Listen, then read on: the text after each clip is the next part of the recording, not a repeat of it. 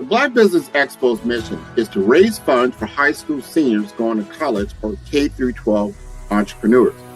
This expo is a fundraiser for students. Please, you may go to www.black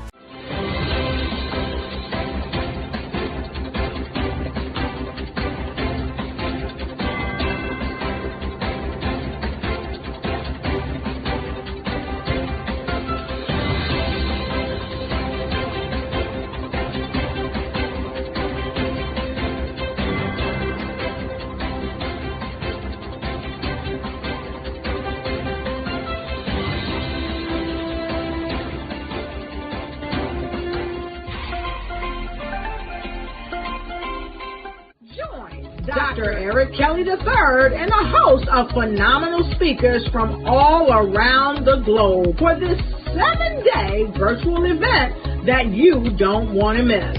The mission of the Black Business Expo is to raise scholarship money from kids all the way from high school all the way from college. The Black Business Olympics is one of the largest Black business showcases in the world. It is an opportunity for businesses and companies to showcase their businesses globally. We are going to be giving away laptops up to $5,000 away to students.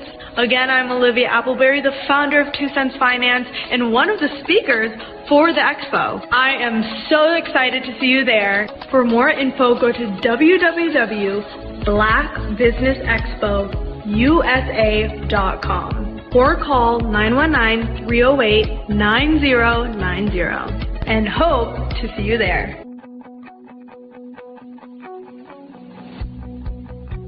I am Black Business.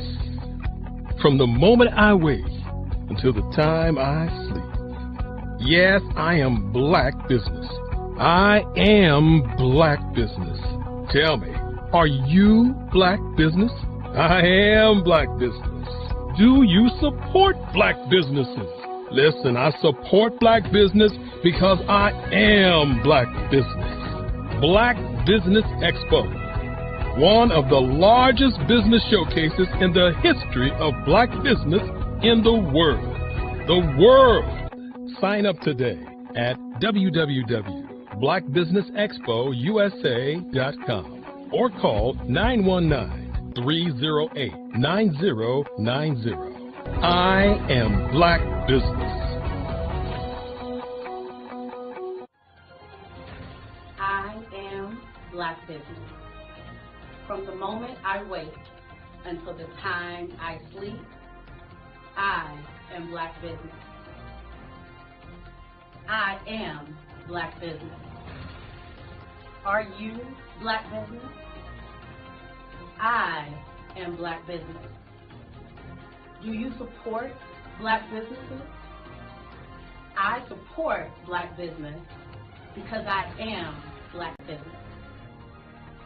Black Business Expo, one of the largest business showcases in the history of Black America in North Carolina.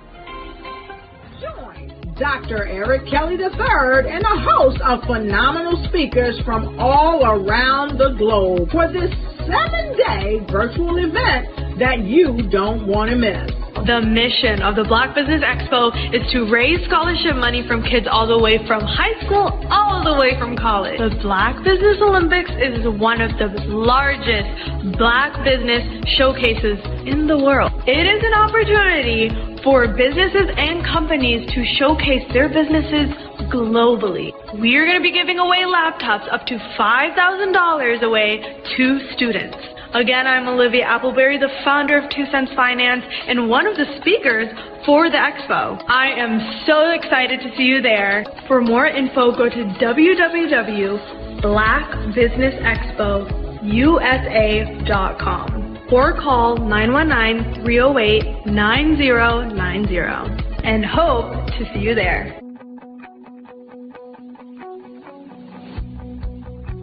I am Black Business. From the moment I wake until the time I sleep. Yes, I am Black Business. I am Black Business. Tell me, are you Black Business? Black Business Expo, one of the largest business showcases in the history of Black business in the world.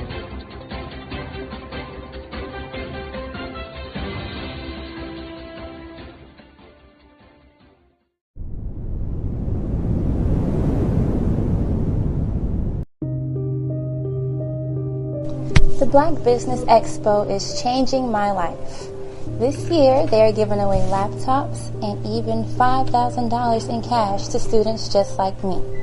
I'm Alexis, and I want to go to college to fulfill my dream of becoming an entrepreneur. Help the Black Business Expo going to www.blackbusinessexpousa.com and also becoming a vendor, a sponsor, or donating.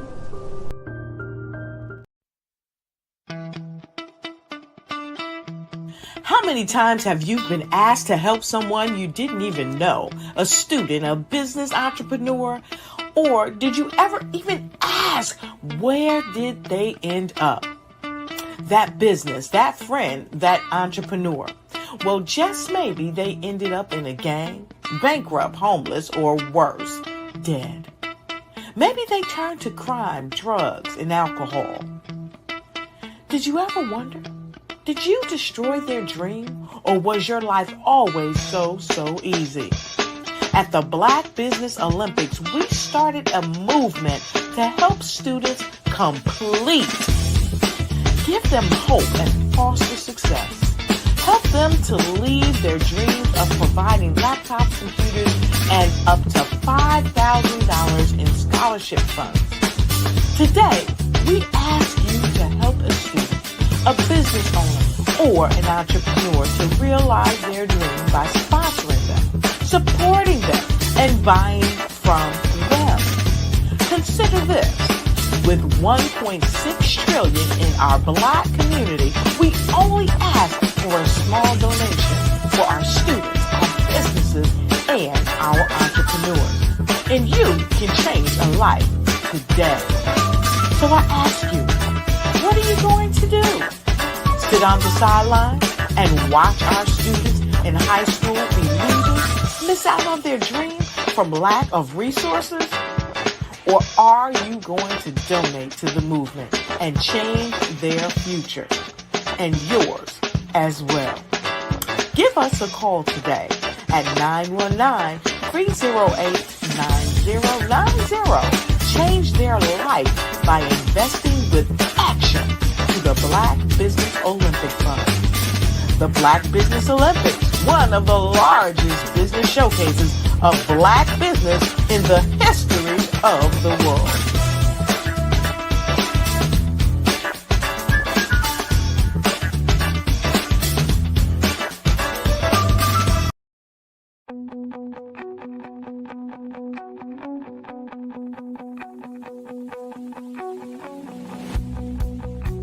I am Black business. From the moment I wake until the time I sleep. Yes, I am Black business. I am Black business.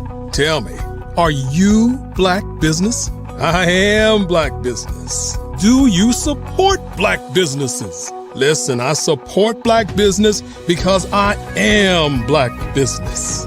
Black Business Expo, one of the largest business showcases in the history of Black business in the world. The world. Sign up today at www.blackbusinessexpousa.com or call 919-308-9090. I am Black business.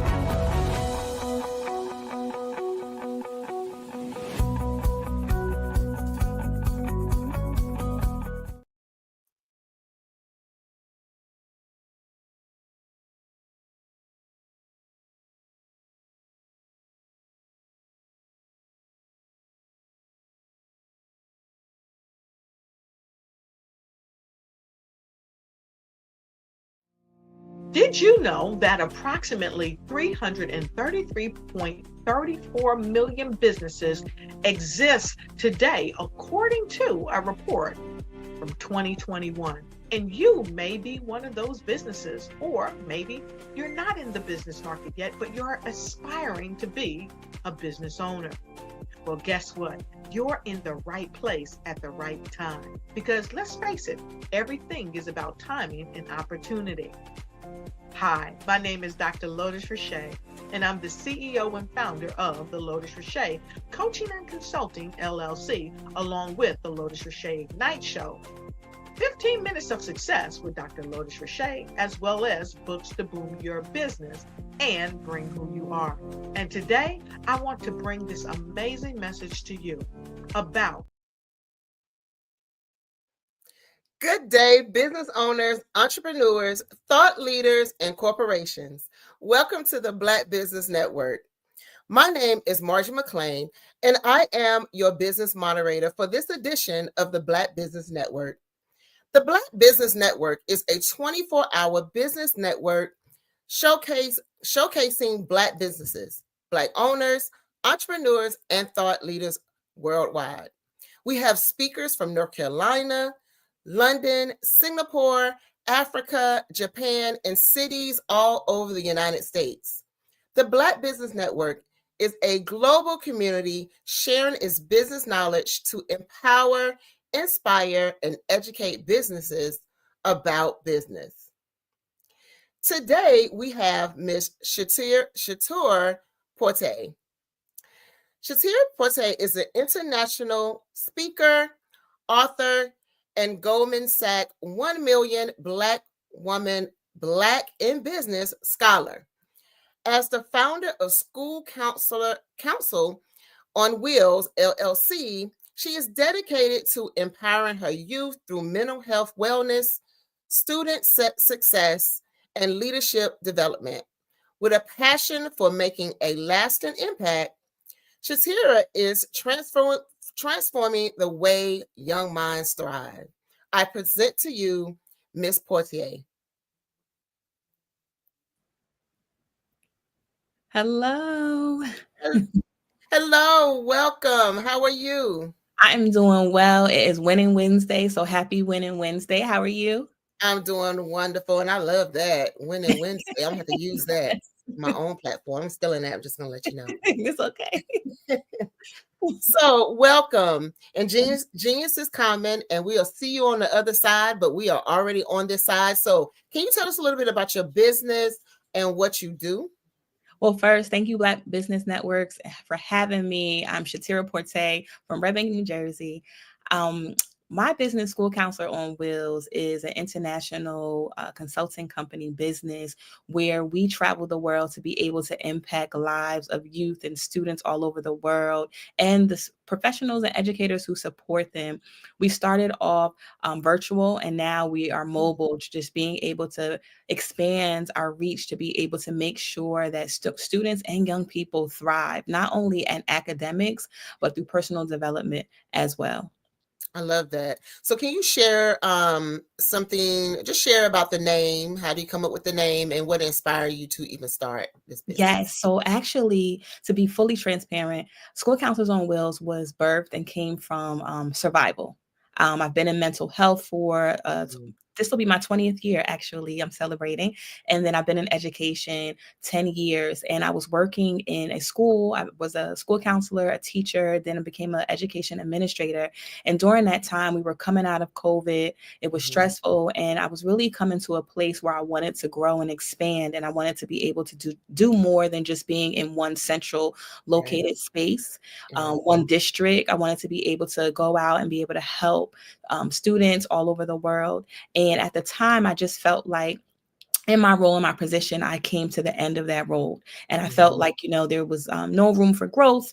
I was looking for some change. I wanted to be more creative in the way that I showed up and advocated for students. I wanted to be able to look at it from a holistic, full circle view versus just primarily academics, and I wanted to do something different. And during all of that time, I had to make a hard decision, and it became stressful for me. So I decided to resign in my position that I was in. And I said, I'm going to take a year off to be able to focus, get centered, get grounded, take care of my own mental health.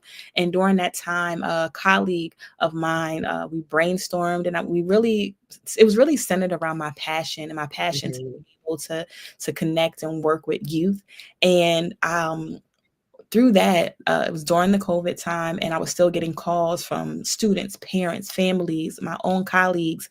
And my colleague said to me, you can still do that. Just do it virtually. And I said, oops, there you go. School counselors on wheels. Because my certification and background is a certified school counselor. And I said, that's it. I'll be able to do this. And being that it makes sense because we're virtual, and I can be able to do that. I could be mobile, and I can be able to reach different demographics. There was students who were homeschooled. There were students out of the country, and I love to travel. So that's where School Counselors on Wheels started. And we started off very small, where we were looking to grow. And we started off just virtual workshops with young girls of color, and creating a safe space for them, and then expand now. And we're going on our 4th year this year.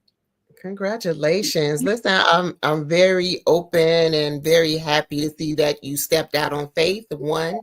And, I think COVID was kind of a catalyst for people to say, hey, you know what, I can do other things besides being in this 9 to 5, and I reached this rooftop and I can't go any further. So what's some other things that I can do? You took your talent and you turned it into what I call a paycheck. So I do this workshop called take your hobby or take what you love and turn it into a paycheck.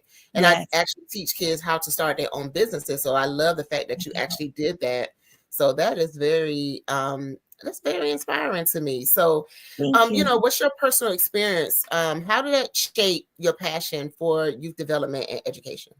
Thank you. Well, actually, it came full circle as I started the business. And it really, I sit in gratitude today, because coming up, I was thinking about this and reflecting.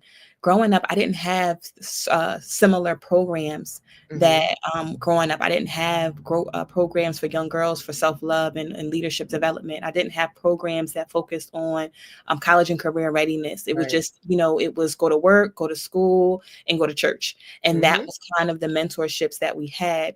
And it spoke to me because growing up, my love and my passion was in education. I loved going to school. When I got home, I used to play school with my friends. And then when I got to middle school was a tough year for me. My grandmother, my grandmother, and my great grandmother raised me. So when I got to middle school, I was dealing with friendship issues, and I started to be rebellious. And my grandmother, she's the type, like, I'm out here working 2 or 3 jobs. You don't want to listen and follow my rules. You have to, do something else. So I actually was sent around the corner to my great grandmother, who had a more structured home environment, couldn't go off the porch, was very disciplined, had to do some things. And during that time, my family sent me on a missionary trip to Haiti. I was in 7th grade. I was the youngest student that went across with this missionary church group. And there was a high school young lady that went. We were the only 2 students. It was a local teacher from our communities who was a Black woman educator, been educator for 40, 50 plus years. And then other were volunteers. And I went over to Haiti. And during that experience, I was able to teach young kids English. And it shifted me and hit me very differently. And to this day that I impacted, and I share this story anywhere I go, where number one, I learned very quickly that I had a passion and a love and a desire to be able to teach, mentor, and provide information to peers at the time, which were students or just young people. Secondly, I realized that I was over here in the United States playing around, that these young people were coming, they were walking miles and miles from different villages and different towns to be able to gain information from me.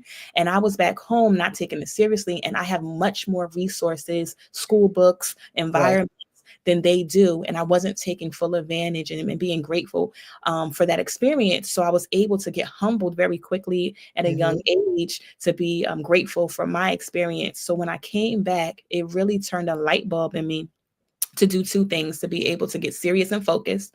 Mm-hmm. And then also that I wanted to do something. And I started to explore my options of either wanting to be a doctor or be a teacher. Mm-hmm. And then through my own experiences and having very little resources of mentors, and had a not so great experience coming up that I was told that I wasn't going to be much, mountain thing really shifted me that I do not want to feel how I felt growing up in this education environment. Mm-hmm. I also want to be something that I didn't have, because I know the value of being able to pour into a young person, being able to mentor, be able to support. Mm-hmm. And then I started to explore my options by having internships and jobs that allowed me to kind of get my feet wet and explore what I like. So I started off with mental health first and started to be able to do different positions like crisis screening, correctional facilities, methadone clinics, anything that you can name of in mental health.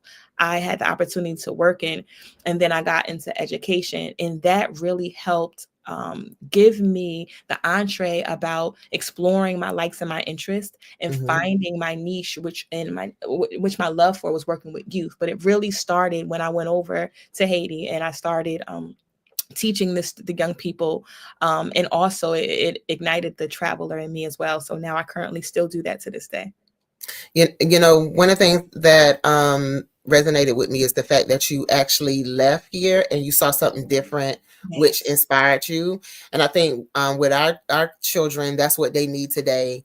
I think about some of the kids that I mentor in my mentoring program in Virginia and Maryland, just allowing them to leave the city and going somewhere like Baltimore. So for some of them, that was their first time even seeing someone that was homeless living in a tent, you know. And for them, they was like, what is that? And I was like, that's a homeless person living under the tent. And they had never seen that before. And then I had some students who I would take to different colleges.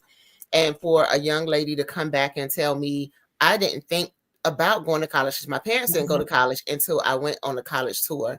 And this young lady is doing very well for herself now. And so I think those experiences make a difference, and having someone in your life that could give those experiences to you, that's very, very important. So I think that is great. And just to have someone that you look up to. I think about it, I look up to, and that is a person who, you know, they structured the way I taught because of this one teacher. And every time I see her, I let her know, you are the reason why I became a teacher. The way I teach is basically shaped after you. And so we definitely need that when it comes to our youth. What is the mission of School Council on Wheels? Yes, our mission is student success. It really is about the student success, but through a holistic. So we look at not only just academics and making sure that students and young people are thriving successfully in academics, but our mission is to look at our key pillars. And that first is mental health awareness. If you're not feeling good, you're not going to show up and be bold, be bright, and be amazing. You have to really check in yourself. And we want to make sure that mentally and emotionally that our young people are doing all right. Because life is life. You know what I mean? I know what I had to deal with growing up. And I know that we, just even as we are, you know, continuing this journey, that I've witnessed many of my students and my young people working at an early age. I know I started working at 14, but, you know, working the level of responsibility sometimes that's the pressures, whether it's voluntary or involuntary, that we have to manage is difficult. And there's no space to be able, or time to be able to process that or talk about it or release that. So making sure that you know what self-care is, you know what self-love is, you know what, like, you know, I always say it's okay to say you're not feeling well. It's okay to say no, you know, it's a complete sentence. So, you know, being able to check in and to be able to see how we are doing. We also look at, which is key, is that we create and we build, we call them leaders, right? Dope leaders. So we make sure that we are instilling not only leadership within themselves, but how are they going to show up and show out in their community? What is their legacy? How are they going to brand themselves, not only being amazing in what they do, but how are you going to give back and show up, whether it's a business owner, whether it's working in your community or traveling the world? Like, how are you going to be a leader? So you're going to feel well, feel good, your mental health and wellness is in check, and you're always monitoring that. And then, because when you get a lot of work and you're successful, millionaire, business, thriving, sometimes we're not taking care of ourselves. So we want to make sure do that, being a leader. And then last, we look at our last piece, which is the college and career readiness and development. So, for me, my grandmother worked a lot, so she didn't have all the resources to know about financial aid and student loans and VOTEC, and there's so many study abroad information. So whether college or, is for you or not, what is your plan A, B, or C? And being able to start looking at that. And I think we need to continue to start looking at that as a younger age. Growing up, being asked, what do you want to be when you grow up, right? And we ask that when we're younger, kindergarten, first grade. And I might say, I want to be a superstar. I want to be a Power Ranger. People laugh at that, but really letting young people have the freedom to explore and dream. And then if that's something that they're really passionate in, let's nurture those conversations so that by the time they get into grammar school, middle school, high school, that they're more prepared in that, and really being able to create a space and environment to get them to explore and say, okay, if that's really what you want to do, how can we support and give the resources? So we have what I like to call courageous conversations about what's next. And I have this program called Don't Fumble the Bag. So making sure that you get all the tools and things you need so that you can make sure when you go out here and you show up that you have a good foundation. You're going to learn across the way. I never thought in a million years that I would leave education and become a business owner. Like I said earlier, I started out of survival. So I didn't know that, but I was able to have a great foundation of mental health, wellness, my education, so that when I went into environments and was able to observe and support, I knew what things look like. I knew how to be able to support in crisis situations and strategies. So we really take all those key things when we're working with our young people and be able to put together action plans and groups and services and resources to be able to help them be successful and have bigger conversations at an early age, and letting them know that they can do anything they put their mind to. But it requires a level of seriousness, discipline, focus, and hard work that they have to be committed to continue. So our mission is to be able to create a space of personal development so they can be able to experience those key pillars and then be able to show up and be successful in those areas. I love that. You done answered about 3 of the questions I was getting ready to ask you. I love it. You just went through it. Yes. And I love what I hear because even though I have the coaching that you see behind me, the coaching business, I also have a nonprofit. And it's just funny how a lot of the things that you are saying is things that I do with my nonprofit as well. I work with this sorority, I think it was Eta Phi Beta, I believe it is. And they did a non-traditional careers fair out in Greensboro, and we did it online. So I talked with the past president about if I could bring it here in Fayetteville. She said, yes, please. Yes. So I want to kind of bring those non-traditional, is a young man that can be a nurse, and traditionally it's a female. We have women who are farmers. We have women who are construction owners. So we can let young ladies know they can do something that's non-traditional and still start their own business. And so I love that. I'm definitely going to have to get with you at the end. Of course. I would love to work with you on this. I would love that. Thank you, Margie. So can you share some of the highlights, success stories that have impacted your program? Yes, I would say this past year, I'm so proud and excited. So one of the other offers that we have with School Counselors on Wheels, in addition to working with the young people and the students, is we also work with educators, professionals, but any professional that's showing up and doing great work with youth, we like to partner with you. So one of the services that we provide is mentorship and consultant. And we were able to go into a district, it was a charter school, and work with their senior class. So what that looks like is I come in at the beginning of the year and I do 2 things. So I offer leadership and development seminars. So every week I'm going in for about 3 hours to teach and provide seminars through the key pillars that we talked about earlier with young people, and really getting them prepared for what's next as they graduate. And then the second piece is I'm working with the main, support system that's there with them on a day-to-day basis to really track, get data, and support them and see how we can support them. So for this current year, from 2023 to 2024, we went in and we worked with her senior class. She was a new school counselor. She was very passionate and does amazing work, but we wanted to make sure that we left an impact on the next generation. So we came in and with our program and our services, and I'm proud to say that that senior class, very small, it was a small charter school of about 40 students, was awarded 8.1 million in scholarships from colleges and universities, HBCUs, technical vocational programs.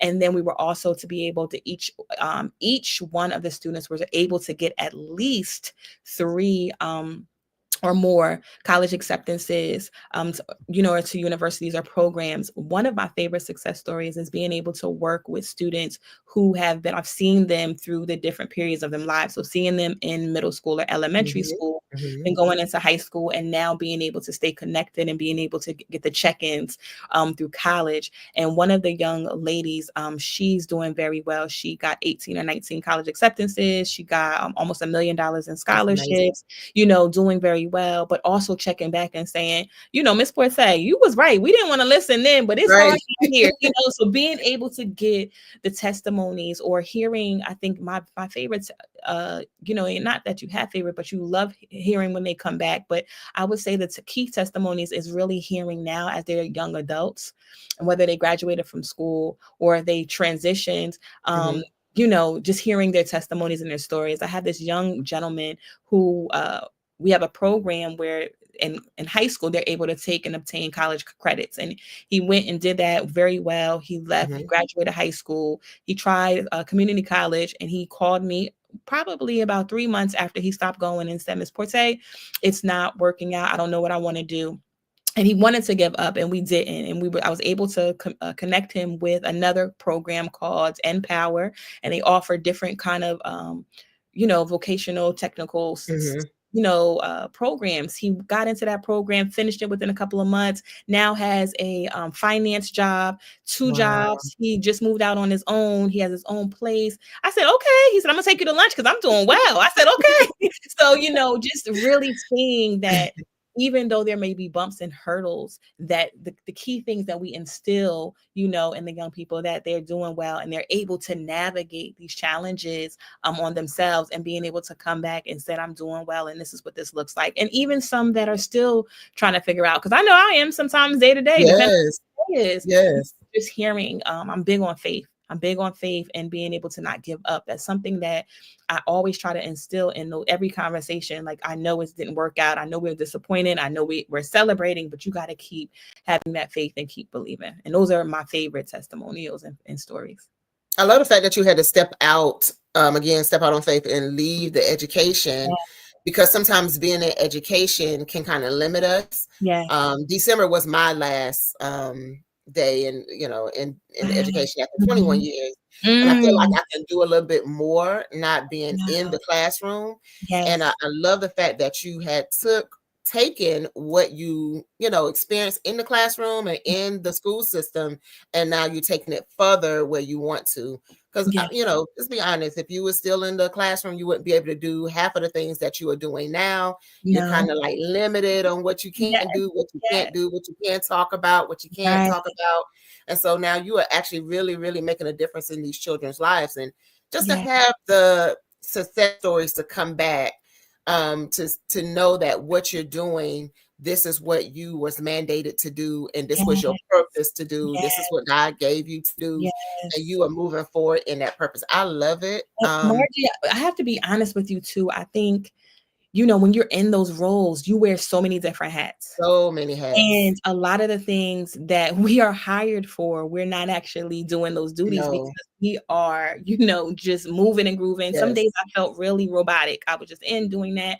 And I think that's another part where I wanted to be able to venture out, is because the student one-on-one and that dynamic was missing, because it started to be, paperwork, administrative and data-driven, which I know we need those things, but it wasn't what initially I was coming to do. And I felt each year that it was just disappearing. And I knew that was something I was truly passionate about. And then even when I branched out, I didn't know that, School Counselors on Wheels was going to be my journey in my life. And I really have to say confidently and proudly that being able to branch out into School Counselors on Wheels and being able to do this, I have found and locked in with my purpose. Because I used to always question, like, what is that? How am I showing up? I know I'm doing things and I'm making an impact, but it truly is that. And I'm just grateful. So you're right. And I appreciate you just making sure we don't miss that point of it too. Yeah. Yep, I love it. So let's move on to the entrepreneurship side. Okay. What are some challenges that face you as a Black entrepreneur, and how do you overcome those challenges? Oh my goodness. The first challenge is that being able to transition from being in such a mental health and that kind of role for so long, I never knew anything about business.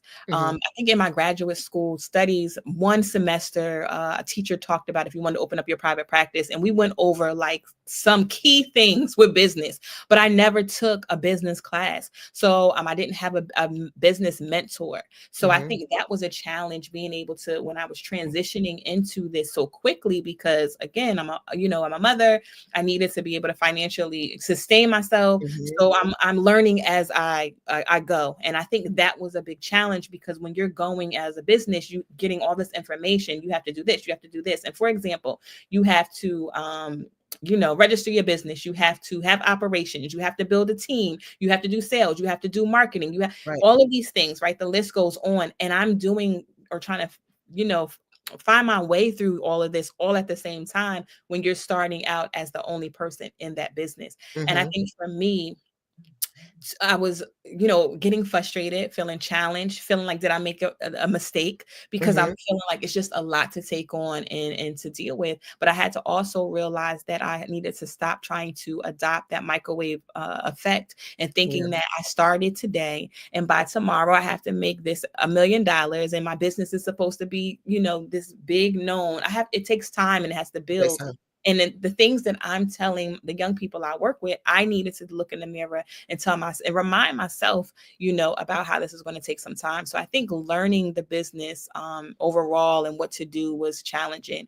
Another piece I would say is that, being able to get clients and contracts, you know what I mean? So I had to stop trying to do it the cold, emails and the cold way by meeting people and just branching off. But I had to really sit and say, look at the 20 years, look at the 10 years of the relationships and the networks and the things that you do. You have not once shared that. So even when I came into School Counselors on Wheels, I didn't make an announcement. I was just moving and going. And I think I slighted myself in that way, because there's something I'm proud of and I wasn't sharing and highlighting and telling people about it. So I think being able to market myself and learning those things have been challenges in the business. But over the years, I've been able to get mentors, been able to be on platforms, amazing platforms like this. I put myself in communities and conferences and resources and trainings to be able to help. So anything that I am dealing with, if it's a challenge, I now am in a space where I do have communities, or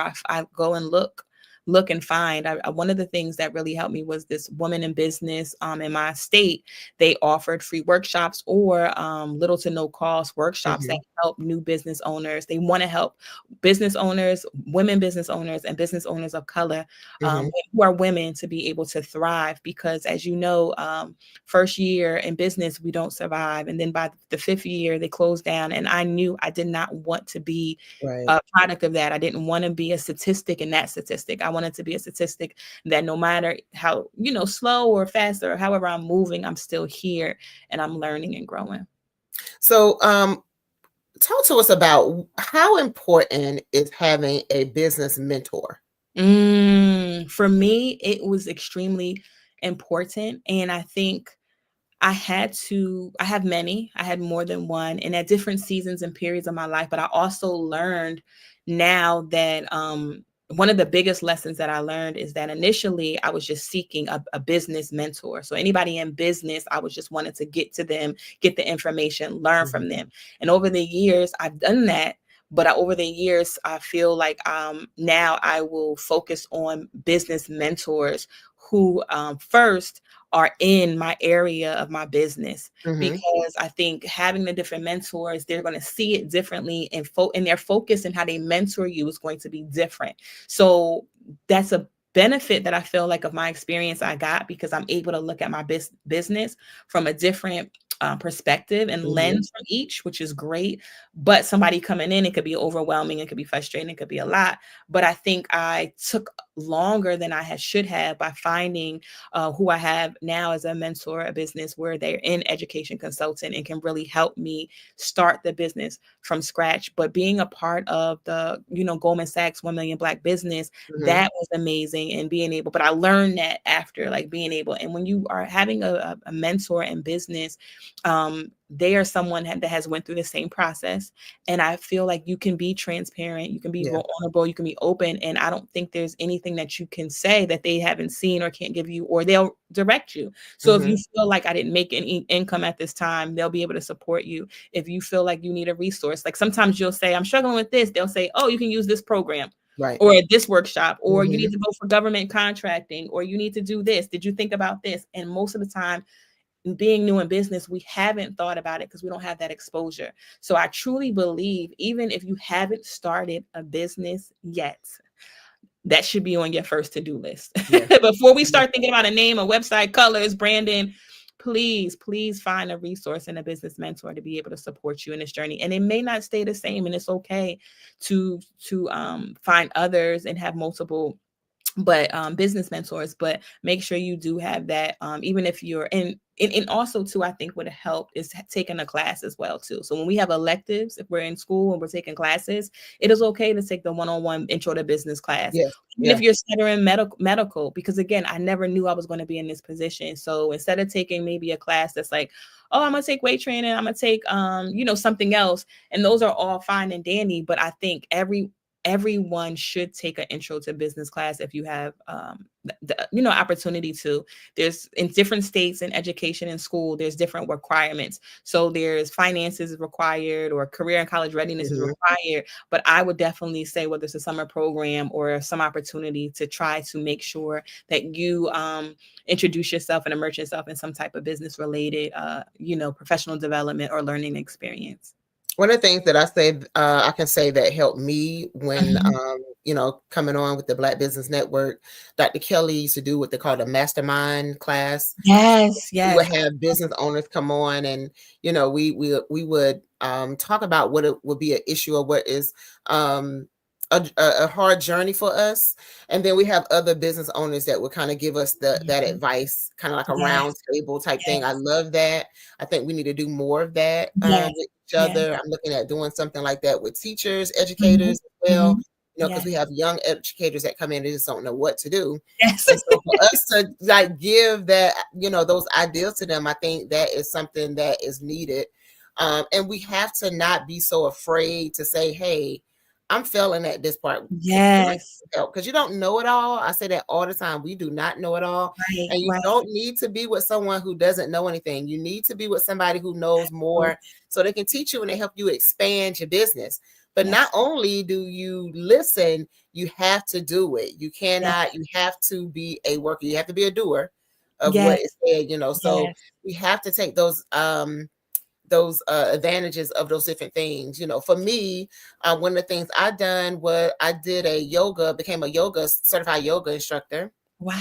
And SEL facilitator. And I take that and I used it in my classroom, and it was amazing to see how the kids transformed and how they did much better, and they was calmer. And so I never thought that I would be trying to do yoga in the class, trying to stretch and things, but sometimes we have to figure out ways that we can expand our business. And like you said, taking those different classes is okay. Finance, I may not be that well versed in finance and how to handle. So take the classes. They're out there. They're free. Take advantage. So there's no excuse. So when we think about your journey as an entrepreneur, how inspired were you, becoming a business owner? What are some lessons from your journey that you learned? I would say, as far as being inspired, definitely, I think my hard work, my dedication, my focus, those characteristics about me help me sustain and keep working in my journey with my business. I always tell this story. When I was younger, I used to always say, I want a building with my name on it. I want a building with my name on it. I didn't know what was going to be in that building. I didn't know what it is. But essentially, as I got older and I was thinking about it last year, that was me just having ownership and having a business. And it could still happen.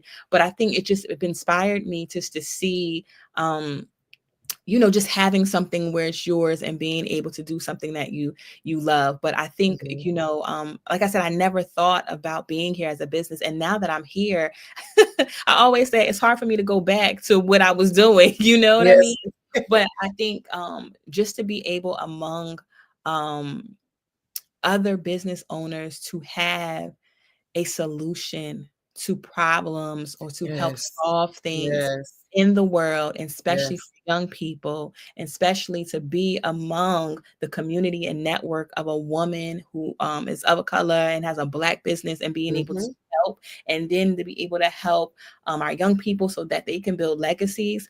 To me, that's what inspires me every day. So when I am frustrated, or I am saying, I don't know if this is, because there's times where I said maybe this was just a survival move, and I thought it impulsively, and maybe it's something that I shouldn't do. But each and every time, it's deeply rooted in my purpose and my assignment. I truly believe this is my assignment. So I started in those areas of the school so that I could be able to get here and be able to make more of a global impact. But I truly believe, ever since I was a little girl up until now, this is something that I love to do, and that inspires me to keep going and to expand, to see what's next. So what advice would you give to a future or aspiring entrepreneur?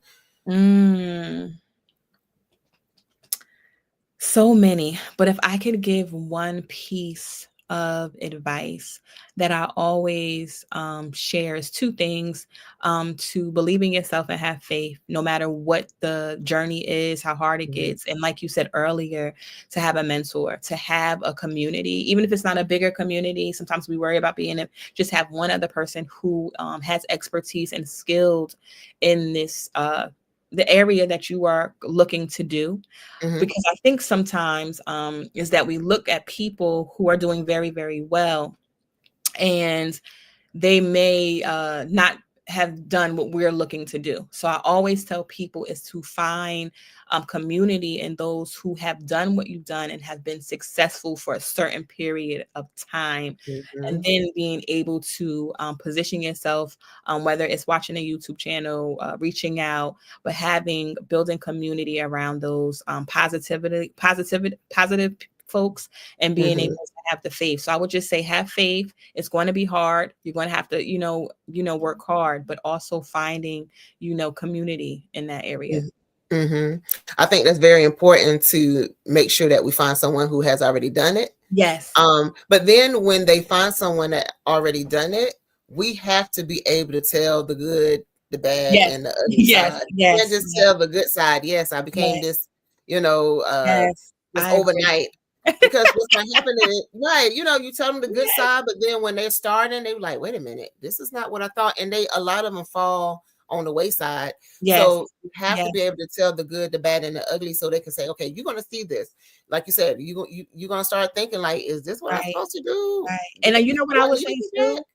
Like, people that are going to look, sometimes, I know for me, I didn't get the ugly in the beginning. I felt like I had to invest more to get more information out of them, or it just didn't come out at first.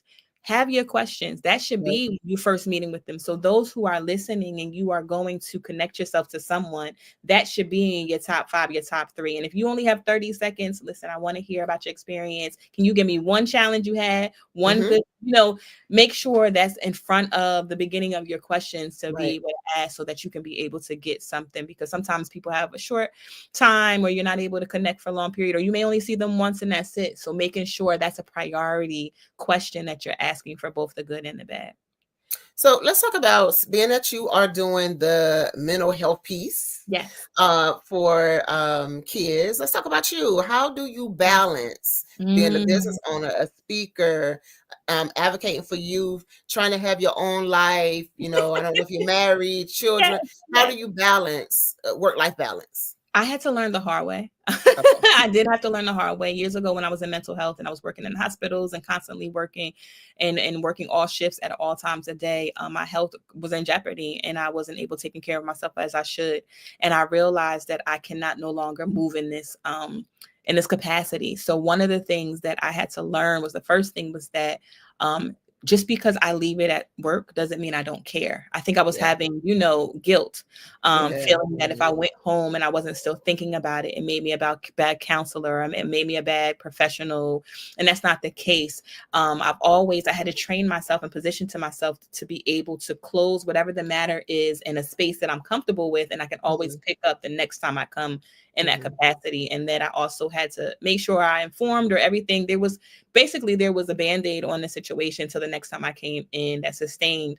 But I really had to also make sure that when I got into now my place of home and peace, that is an environment that pours into me and nurtures into me, because I wasn't doing that. So that means to make sure, am I getting a decent amount of hours of sleep? Am I eating a certain amount of times a day? Am I drinking water? Now I've incorporated fitness in my day-to-day. I also have other routines that I check in to get grounded and focus. And I wasn't doing that at first. So what I call it is, what is your daily secret sauce? What are you doing each day to be able to pour into you so that you can show up? Because what we all say, we can be successful, we can make a lot of money, we can be thriving, but we're not going to be able to enjoy it if we don't take care of ourselves.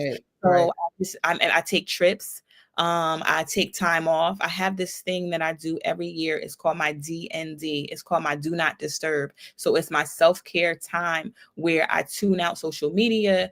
I tune out even socially going out, but I really sit and I think about my wins. So I celebrate Winning Wednesday every Wednesday. I have a win jar.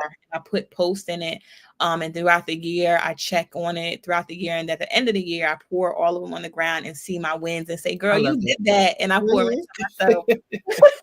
But I do those things once a quarter. I take retreats away where I love my family and I say, I love you guys, but we either go somewhere where it's the beach, I rent a space and just have the time where I'm pouring into myself. So just really making sure, and if you don't have the funds or be able to do that, how do you create that environment at home? Do you get up before everybody else and do you take a walk? What does your time look like? I also had to separate from technology. So I'll take my phone at night and I put it in a whole different room. So I'm not looking at it. I don't roll over and try to scan. Like, I have the alarm clock on and also make sure that it's loud, because if I got to get up, I have to get up to turn it off. So it works two dual things. But I really make sure that my self-care, my self-love is definitely a priority. And I do a lot of journaling as well. I have to do that win jar. I do the gratitude jar, and I teach that with my self-care and self-love class that I do, and just doing the gratitude. I know for myself, for New Year's, I just got away and went to the beach by myself. And I loved it. It was cold, but at the same time, I needed that. It fills you back up. And you can do, Marjorie, and everybody that's listening, start small on Wednesday in the morning. Get a Post-it, get a jar, and write one win and put it in a jar. But what I do is I take a longer Post-it and I write all the wins for the week, whether I exercise, whether, like, my win this morning was being on the Black Olympics and the Black Business Network. So I put that in the jar this morning to be able to celebrate that, because that's a big accomplishment. But always, and I think once it does two things, you're celebrating yourself, you're acknowledging, but you're also pouring into yourself in that way where it doesn't have to be, monetary or materialistic, but it's also building this confidence and this self-love for yourself through an activity such as that. And it's good to have those wins, because sometimes, in business and day to day with life, and as we said, sometimes we think we haven't done enough. I know I can be that way. We can be very hard on ourselves. And then when we look back, we're like, wait a minute, girl, like you said, I did that. Oh, I did that. Right? I did do that, And so it's very, and sometimes we look at other people and because they've done so much and we had this one thing, but still that's one thing you possibly was working on for 5 years and you finally got it done. Right. Yeah, I absolutely love that. And, even like you said, if you don't have the money, you need to be intentional So Yes, if you that know is you it. want to get away, put Yes. away $5 or so, or have a Yes. bank account that you do not see, and you put a little bit of money in there, and Yes. that is your getaway, your D&D bank account. Yes. Do not I love that. I love that. D&D. I'm telling you, I'm taking these nuggets. Yes, And yes. I'm taking these nuggets. I'm telling you, I'm Yes, taking these yes. nuggets. So I'm gonna call. That's what I'm calling it. Do not disturb. Bank account. I Getaway. love it. I love that. So, when we talk about also work to life balance, how do you speak to maybe your family members to let them know? Because sometimes that can be hard. Because we say, "Hey, listen, I just need time. I just need time," and sometimes they take it personal, like, "Hey, you tired of it?" No, I just need my own space. How do you relay that to your family and friends? Yes, we just got better at this the last 2 years, but this last DNZ was better. So my immediate family, they see how much I do, but they also interpret that as two things: that she's superwoman and she could do things, but it also doesn't apply to me. Like, that's just this work, everybody else, but I can pull from her too. And I had to realize that no matter who's pulling, it's energy that's coming out of me that I need to find time, solo time to pour back into myself. So with the family, I had a conversation, and it's not as nice and as calm and as how you make it. They do take it personal, and I always just start the conversation is, you know what, I'm embracing this new journey. I'm focusing on my wellness, and I just need to pour in some time. So I'm going to set up these times of day where this is the time that I'm just my quiet time. Right. And it just means from anyone, I'm just not being able to take calls or during these times, or, after 8 a.m. we can definitely whatever. After 8 p.m. I'm more on that quiet zone, that quiet, mode, I call it, to focus on. My friends, you got to be creative. Different friends require different conversations. So I had to just have conversations and say, listen, I'm going on to this journey. I had a impactful year. I'm in mental health. I do things, and it requires to pull a lot of energy from me, and I just need some time. Some friends was like, so you're not going to talk to me? But what if they just could not take it. And even during that time, there was one friend that they just kept texting and calling. And I also had to say, you know what, I need to stand strong on my boundaries, because if I am responding at everything, I'm not respecting myself or showing them, what I'm asking for, and to respect that. So it's definitely hard, but they see how much brighter and how well rested I'm coming from. So they see that it works, and they say, oh, I need to do this too. But it's just hard. And I think it's just constantly reminding, and you can definitely do it in a non-intimidating way. And you just have to say, you know what, for me to just be better, to be able to show up for my friends and my family, I deserve this time. Not even I need, because sometimes when you say you need, everybody takes, I need this too. I have to say I deserve. And part of my self-love and my journey and deserving is I have to do this. And as my friend, and I know you love and you support me, I know as my family you support me, right? You know what I mean? This is how you can support me, and showing it. This is what this looks like, and I have to give examples, you know what I mean? During this time, this is what this looked like. Even my son, I had to say, I love you, but I need some time. Right.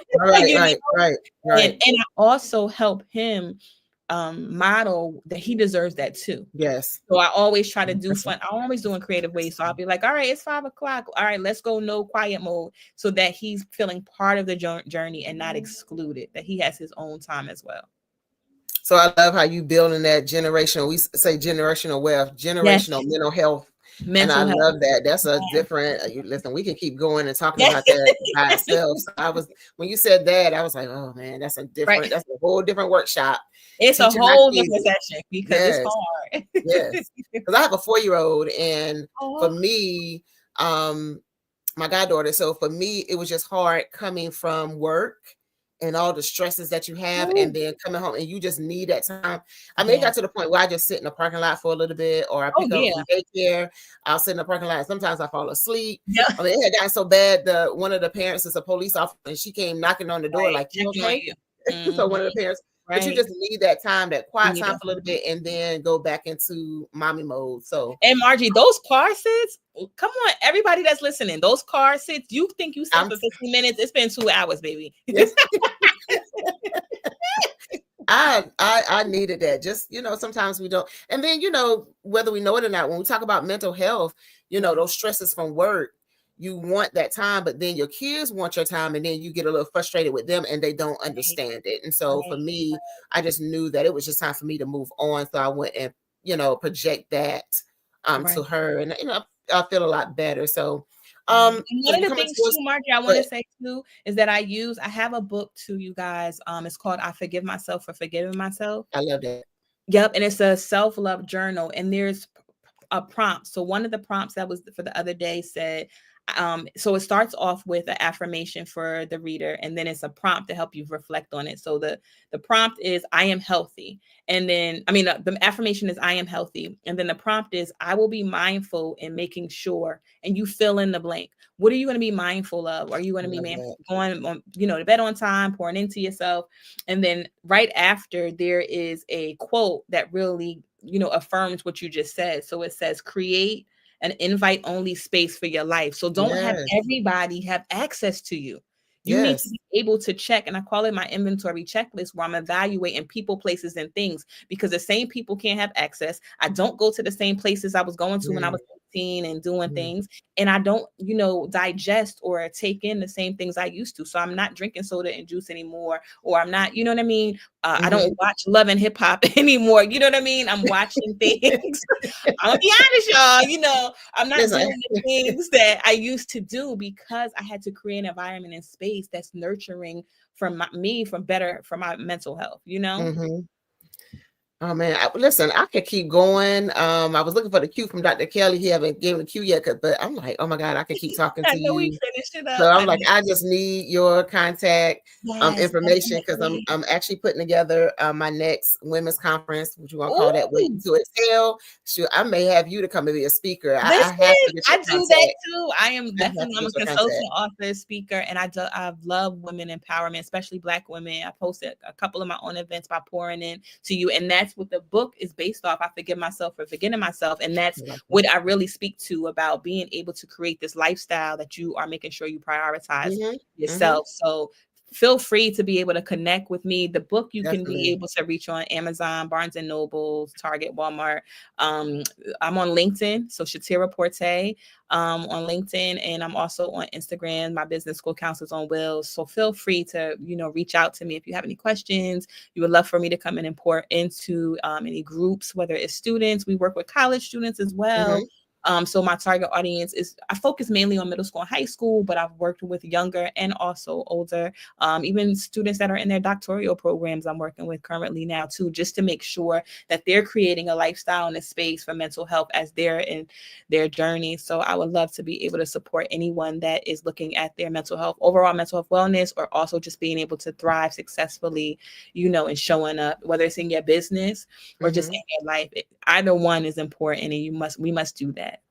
Well, let's, I don't know if we ended, but I will say, what is the ultimate vision for School Counseling on Wheels within the next 5 to 10 years? And also, if you can have a piece of advice to give your younger self when you first started out, what would that be? So tell us your first vision for the first 5 to 10 years.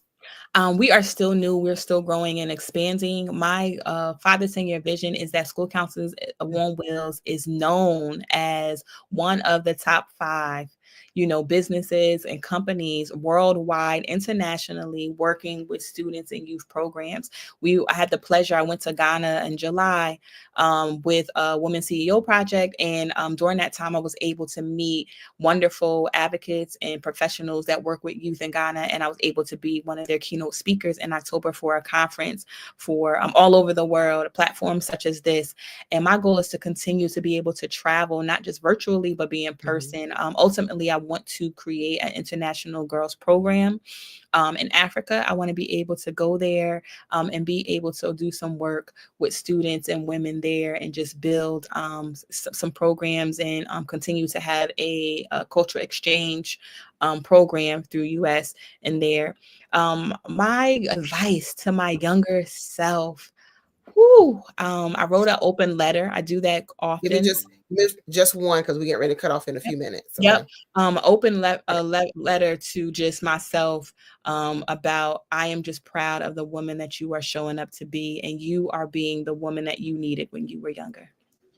I love that. So real quick, before we get ready to go, can you again give us your contact information, please? Sure. Please connect with me on LinkedIn, Shatira Porte, first name Shatira, last name Porte, Portee. And please connect with me also on Instagram with Shatira Porte. My email is schoolcounselor@gmail.com.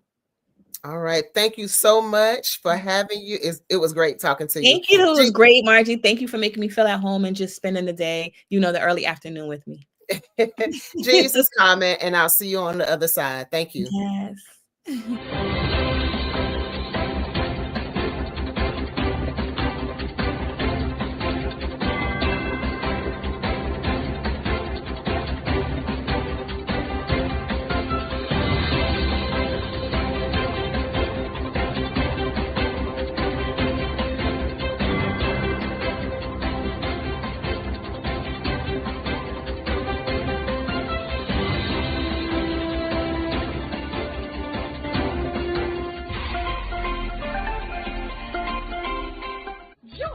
Dr. Eric Kelly III and a host of phenomenal speakers from all around the globe for this 7-day virtual event that you don't want to miss.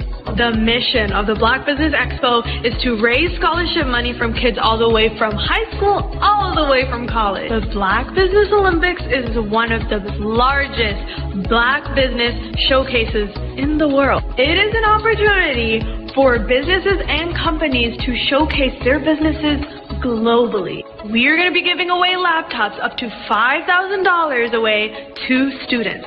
Again, I'm Olivia Appleberry, the founder of 2 Cents Finance and one of the speakers for the expo. I am so excited to see you there. For more info, go to www.blackbusinessexpousa.com or call 919-308-9090 and hope to see you there.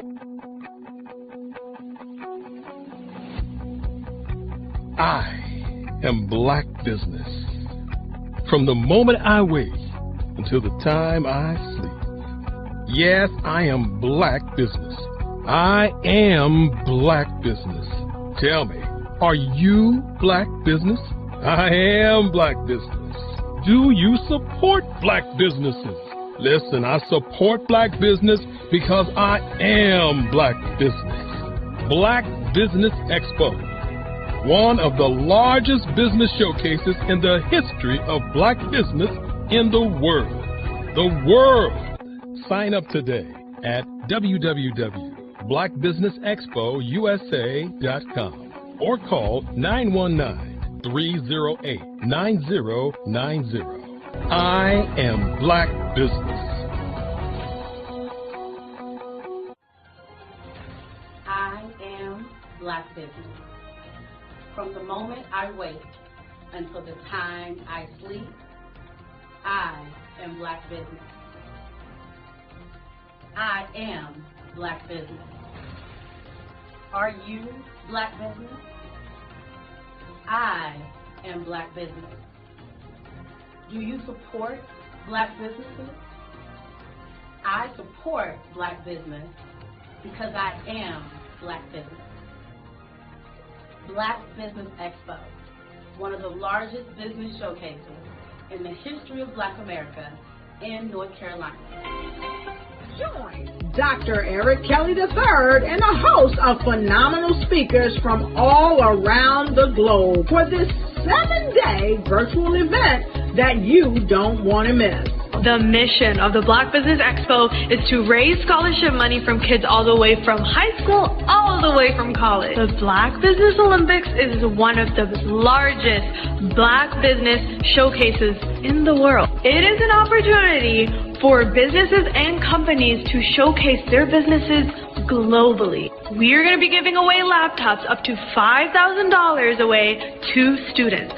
Again, I'm Olivia Appleberry, the founder of 2 Cents Finance and one of the speakers for the expo. I am so excited to see you there. For more info, go to www.blackbusinessexpousa.com or call 919-308-9090 and hope to see you there.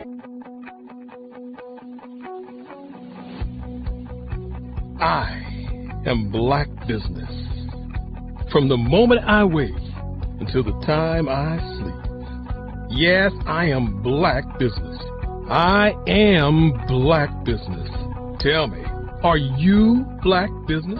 Black Business Expo, one of the largest business showcases in the history of Black business in the world.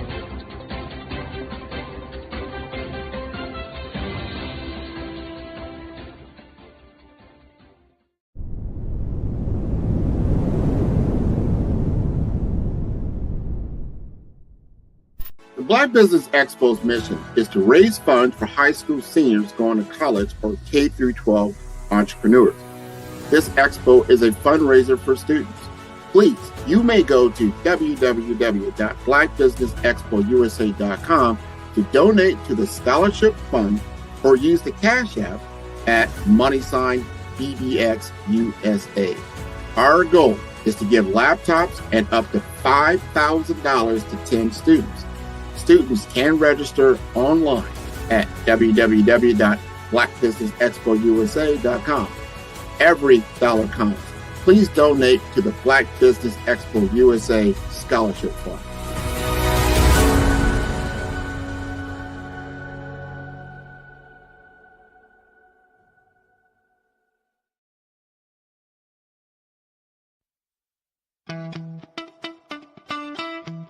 How many times have you been asked to help someone you didn't even know? A student, a business entrepreneur?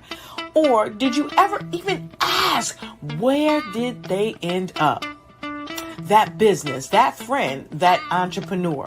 Well, just maybe they ended up in a gang, bankrupt, homeless, or worse, dead.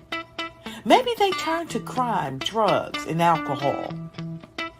Did you ever wonder? Did you destroy their dream, or was your life always so easy? At the Black Business Olympics, we started a movement to help students complete. Give them hope and foster success.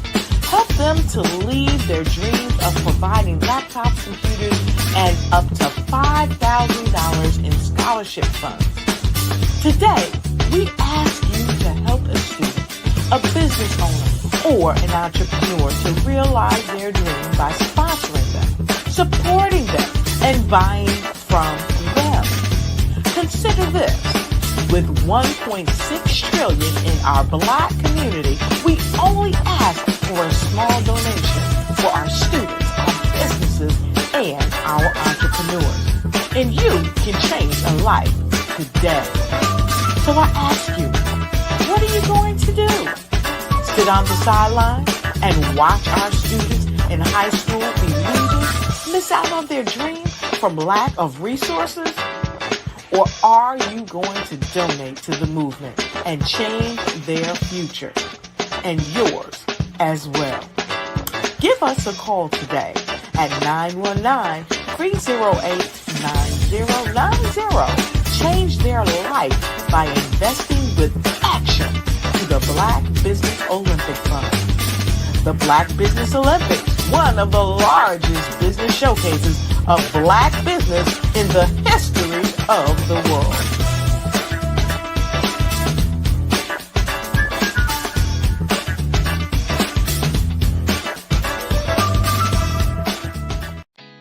Did you know women represent just 3% of Fortune 500 CEOs and less than 15% of corporate executives at top companies worldwide?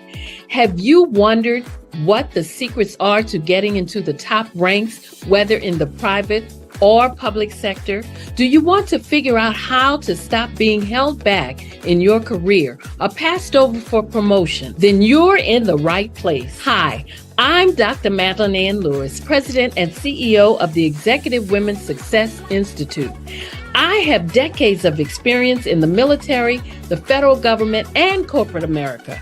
And my mission is to help women succeed and tap into their full potential. I want to reach 1 million+ women around the world to become the leaders they are meant to be. So if you want to move into a management or executive level position, or maybe you are a female veteran transitioning out of the military into business entrepreneurship, then reach out to the Executive Women's Success Institute at 301-693-3284. Let us get you on the fast track to success.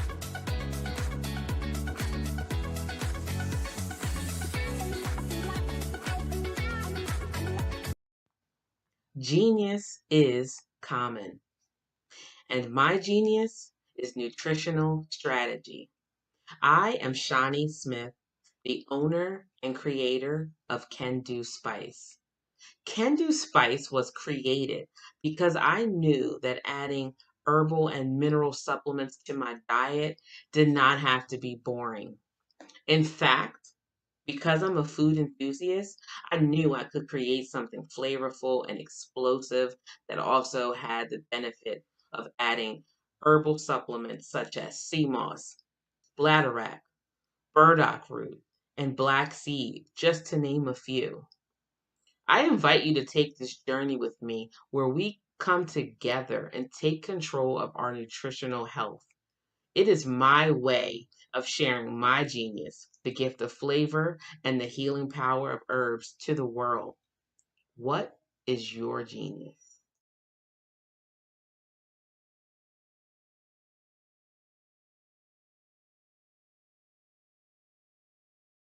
I'm Ramon Ray, founder of Smart Hustle Magazine and smallbiztechnology.com. Over the past few years, we've seen the growth of existing and new initiatives focused on financial inclusion, building global networks, and reducing the wealth gap in response to the idea there's not enough seats at the table. Whether their outcomes are to increase the representation of Black executives on corporate boards, ensure an inclusive global economy, or to create new U.S. African commercial pathways, the strategies are often carried out by separate programs. The question is, should they be? With the continent of Africa being home to more than half of the world's fastest growing economies, the youngest workforce, over 400 companies generating more than $1 billion annually, 700 generating more than $500 million annually that are poised for growth, and being the destination of nearly $5 billion in venture capital in 2021. Diversifying U.S. and Africa commercial engagement by building bridges between African businesses and their U.S. diaspora should begin being seen as mutually beneficial. From helping to reduce Africa's enormous capital gap to catalyzing two-way trade opportunities, the COVID-19 global pandemic hopefully has taught us that global challenges and opportunities are more interconnected than we thought. During the pandemic, African companies like Unicorn Flutterwave, insurance provider Reliance Health, ride-hailing app Yasir, and 54Gene, the continent's first bank of DNA on people of African descent, proved that when African companies have access to networks, capital, and information, they grow big, grow fast, and create solutions that are valuable to the world. This is why Be Direct was created. We are the first U.S.-based but African-centric board preparedness and board search company designed to connect U.S. Black talent and corporations to African businesses. Unique and fundamental to Be Direct's success is our process of helping board candidates adapt their experience and networks to an African context before they're connected to high-growth companies that are looking to locally and globally scale. From our focus groups with African business execs and government leaders, we don't ignore the sentiment that business is easy, but people are hard.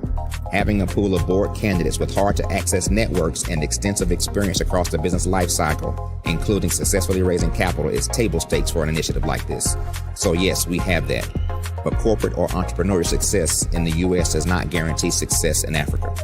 Developed alongside industry partners on the continent, our training program, Be Direct Prep, is designed to transpose their experience to create cultural comfort, understanding, and a commitment to helping businesses in Africa scale.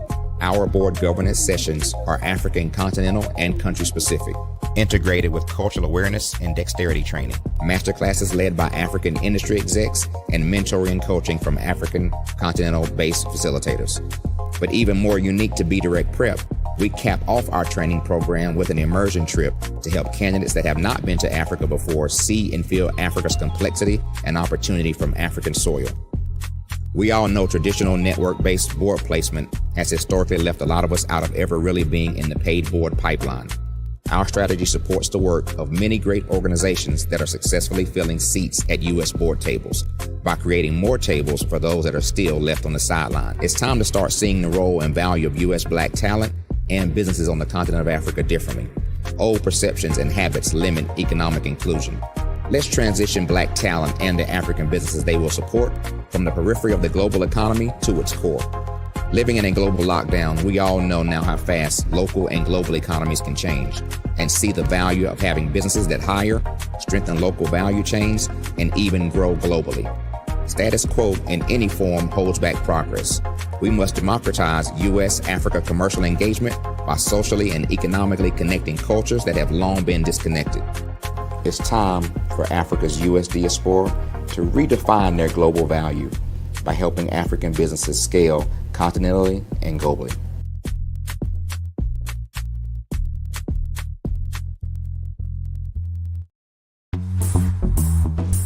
Attention all entrepreneurs and companies. Are you looking for reliable and efficient virtual assistants and back office support to help you manage your business tasks? Look no further than Superwoman Business Services. Our team of virtual assistants provides a full range of administrative support services, including operations management, social media marketing, and much more. We also offer website design services to help you create a professional online presence that reflects your unique brand. In addition to administrative support and website design, we offer business development and structuring services to help you grow your business and achieve your goals. We'll work closely with you to identify areas of improvement and develop a customized plan to help you reach your full potential. At Superwoman Business Services, we understand that running a business can be overwhelming and time-consuming. That's why we're here to help you fly high and achieve success. Our virtual assistants are highly skilled, experienced, and dedicated to providing you with the support you need to thrive. Come fly with us and take your business to new heights. Let us help you become the superhero entrepreneur you are meant to be.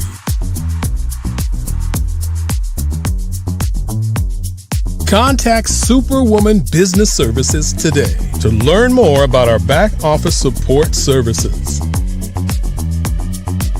Come fly with us and take your business to new heights.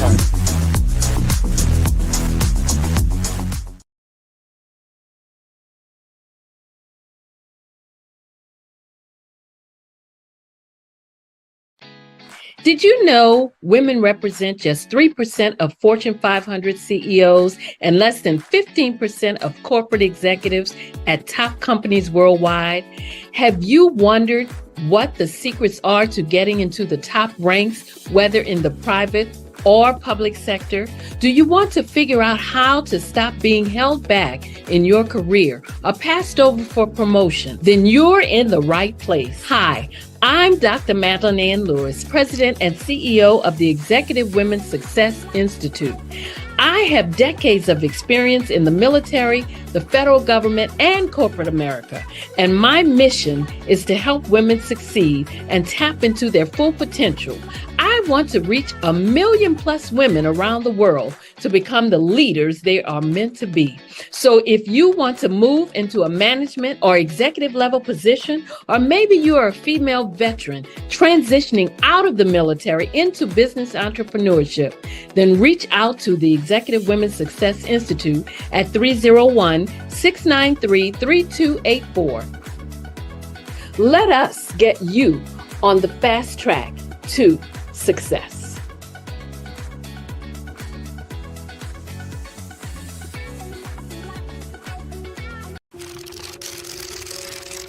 Bravery is not the absence of fear, but the ability to overcome it.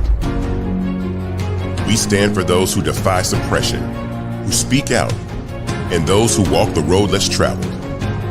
Everyone deserves to be seen and their voices to be heard. We're sparking a movement, growing a community of creators united by the desire for freedom, choice, equity, and ownership. At Fanbase, it's all for one and one for all. We support each other to guide, promote, and uplift you in a place where you can unapologetically be yourself. A place where your voice, ideas, and creativity are not just welcomed, but celebrated.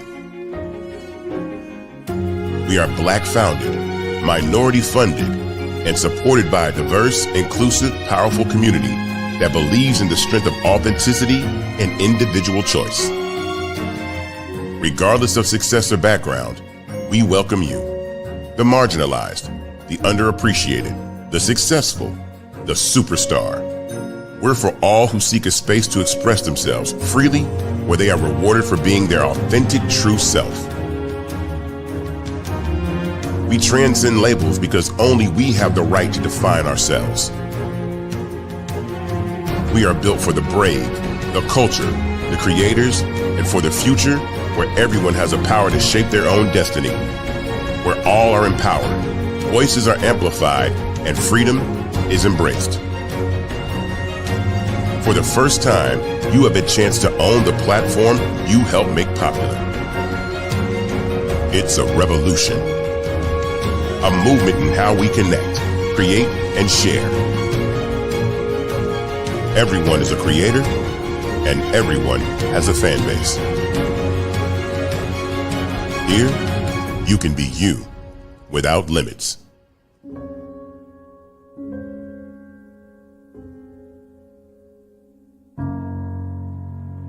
I was born in a little village on the island of Haiti. Many deadly diseases pounded me. It is as if they were on a mission to end my existence on this earth.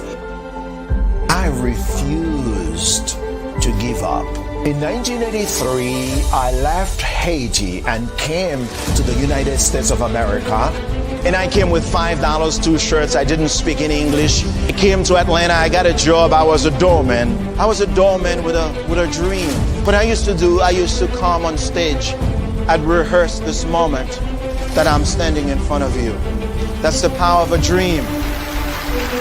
Maybe today is the day you begin acting as if you already have it. And then step out with full force. Take a risk. No condition is permanent. Don't let your situation distract you. You are chosen. You are called. You are born for a purpose in this life.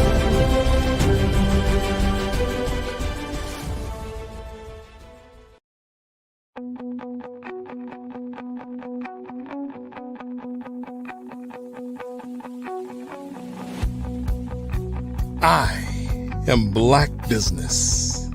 From the moment I wake until the time I sleep. Yes, I am Black Business. I am Black Business. Tell me, are you Black Business? I am Black Business. Do you support Black businesses? Listen, I support Black business because I am Black Business. Black Business Expo, one of the largest business showcases in the history of Black business in the world. The world! Sign up today at www.blackbusinessexpousa.com or call 919-308-9090. I am Black Business.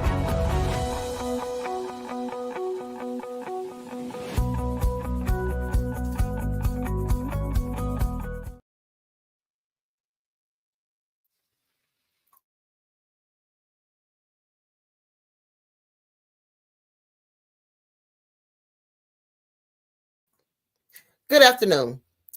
The Black Business Expo mission is to raise funds for high school seniors going to college or K through 12 entrepreneurs. The expo is a fundraiser for students who may go to www.blackbusinessexpousa.com to donate to the scholarship fund or use the Cash App that is on the screen below. And you can also Cash App at $BBX USA. The Black Business Expo's mission is to raise funds for high school seniors going to college or K through 12 entrepreneurs. This expo is a fundraiser for students.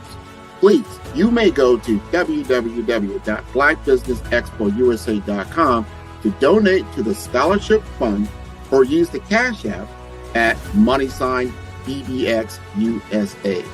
Our goal is to give laptops and up to $5,000 to 10 students. Students can register online at www.blackbusinessexpousa.com. Every dollar counts. Please donate to the Black Business Expo USA Scholarship Fund.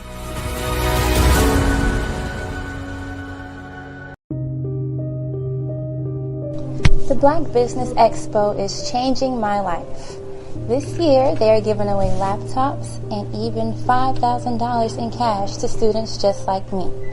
I'm Alexis, and I want to go to college to fulfill my dream of becoming an entrepreneur. Help the Black Business Expo going to www.blackbusinessexpousa.com and also becoming a vendor, a sponsor, or donating.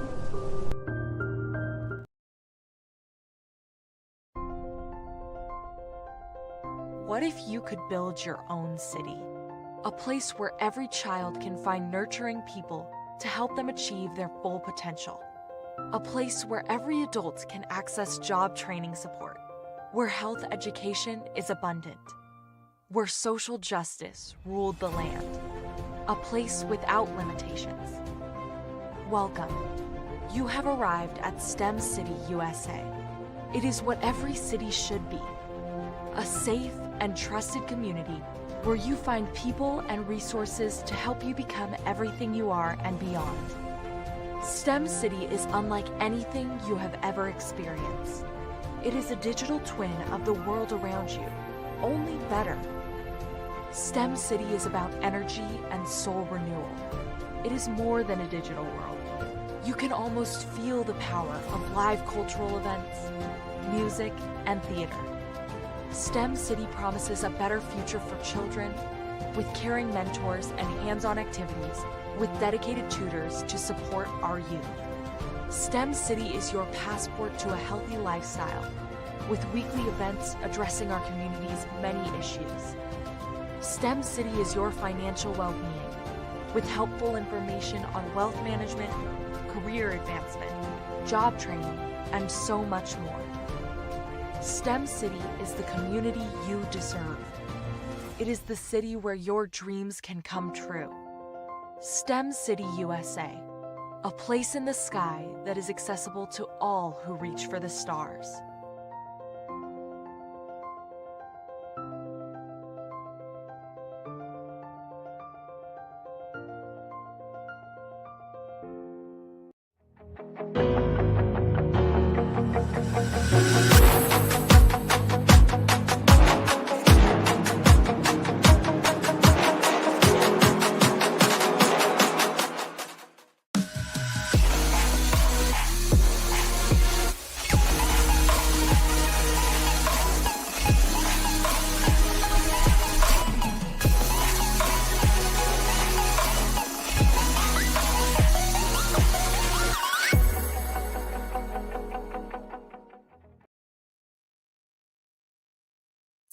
Good day, business owners, entrepreneurs, thought leaders, and corporations, and welcome to the Black Business Network.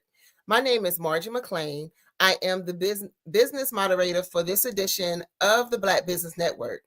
The Black Business Network is a 24-hour business network showcasing Black businesses, business owners, entrepreneurs, and thought leaders worldwide. We have speakers from North Carolina, London, Singapore, Africa, Japan, and cities all over the United States. The Black Business Network is a global community sharing its business knowledge to empower, inspire, and educate businesses about business. Today, your speaker is going to be no other than myself, Margie McLean. I am the founder and CEO of the Margie McLean Foundation. Our mission is to develop resources and support that enhance academic achievement, financial stability, holistic well-being for youth and families while promoting strong community engagement. Our vision is to create thriving communities where youth and families are empowered through education, economic opportunities, holistic health and wellness, and academic community engagement. We envision a future where families have the resources and support needed to achieve their academic success, financial independency, and healthy, fulfilling life while contributing to the growth of our community. Just a little bit about the Margie McLean Foundation. We started in 2003. I promised my grandmother that I would do something big in the community and make a difference. And much like her, she was one who helped those in the community. So in 2004, when I became a teacher, I began to mentor high school ladies in St. Paul's High School with this program called the Ladies Equality. In 2014, I created and expanded the program in Virginia and Maryland. And this is when the Margie McLean Foundation was born. And I named it in honor of my grandmother. And so we started off with 15 young ladies, and the organization grew into maybe about 75 to 100 ladies. And what we did was we promoted social friendship, we promoted interpersonal skills, and also just looking at what are some things that they could do within the future. And to this day, we have inspired about 500 middle school and high school young ladies through our programs, such as the Ladies Equality Mentoring Program, Adopt a Highway, college, the College Road Trip, our Girls Empowerment and Leadership Summit. And we also have expanded since then to other programs, and it has created a learning environment for our youth. So with that being said, we are really an organization who is looking and really committed to empowering our youth and not only supporting their youth, but also the family. At the heart of our foundation lies a dedication of fostering growth, resilience, and opportunity for younger generations and their family. And through this, we are big on collaborating with different partners in the community. We have a deep root belief in potential, the potential of everyone. We strive to make a difference and impact in our community, not just in the community that I live in, but worldwide as well. We have discovered different programs that we develop to address the unique needs of youth and families in various communities. And some of our programs that we have started was our back to school drive. And with this, we wanted to help provide at least something for our at-risk children. One of the things we provide for the families is to help them with their new backpacks, school supplies, and we do this in the month of July. We also provide them with resources to help them, their family with school. We also provide them with vaccination information, and we also help our teachers as well, because we know our teachers do not have the resources that they need in their schools. So for those Title I schools, we provide them with school supplies for our teachers as well. One of the other programs that I think is really, really needed is our Bundle of Joy Community Baby Shower. And the purpose of this baby shower is to educate new and expecting parents about health, nutrition, infant mortality, also to provide community resources to help them as well. And we're looking at making sure that we maintain healthy living for babies 0 to 12 months. With this, we have charitable efforts which collecting baby supplies for our new mothers, and not only our new mothers, but our fathers as well, and anything that our babies need. We also do what we call a resource fair. And with that resource fair, we have different community resource organizations that come in, and they also provide education to our parents. And again, I want to make sure that I stress that this is just not for mothers, this is for fathers as well. We are going on our sixth community baby shower, which will be this April. We are looking to have a carnival style baby shower, and we want to encourage our fathers definitely to come in and learn some of the things that our mothers go through. Also, our mothers learn some of the things our fathers are going through during the pregnancy stage as well as afterwards. So we want to be able to promote healthy families through this baby shower.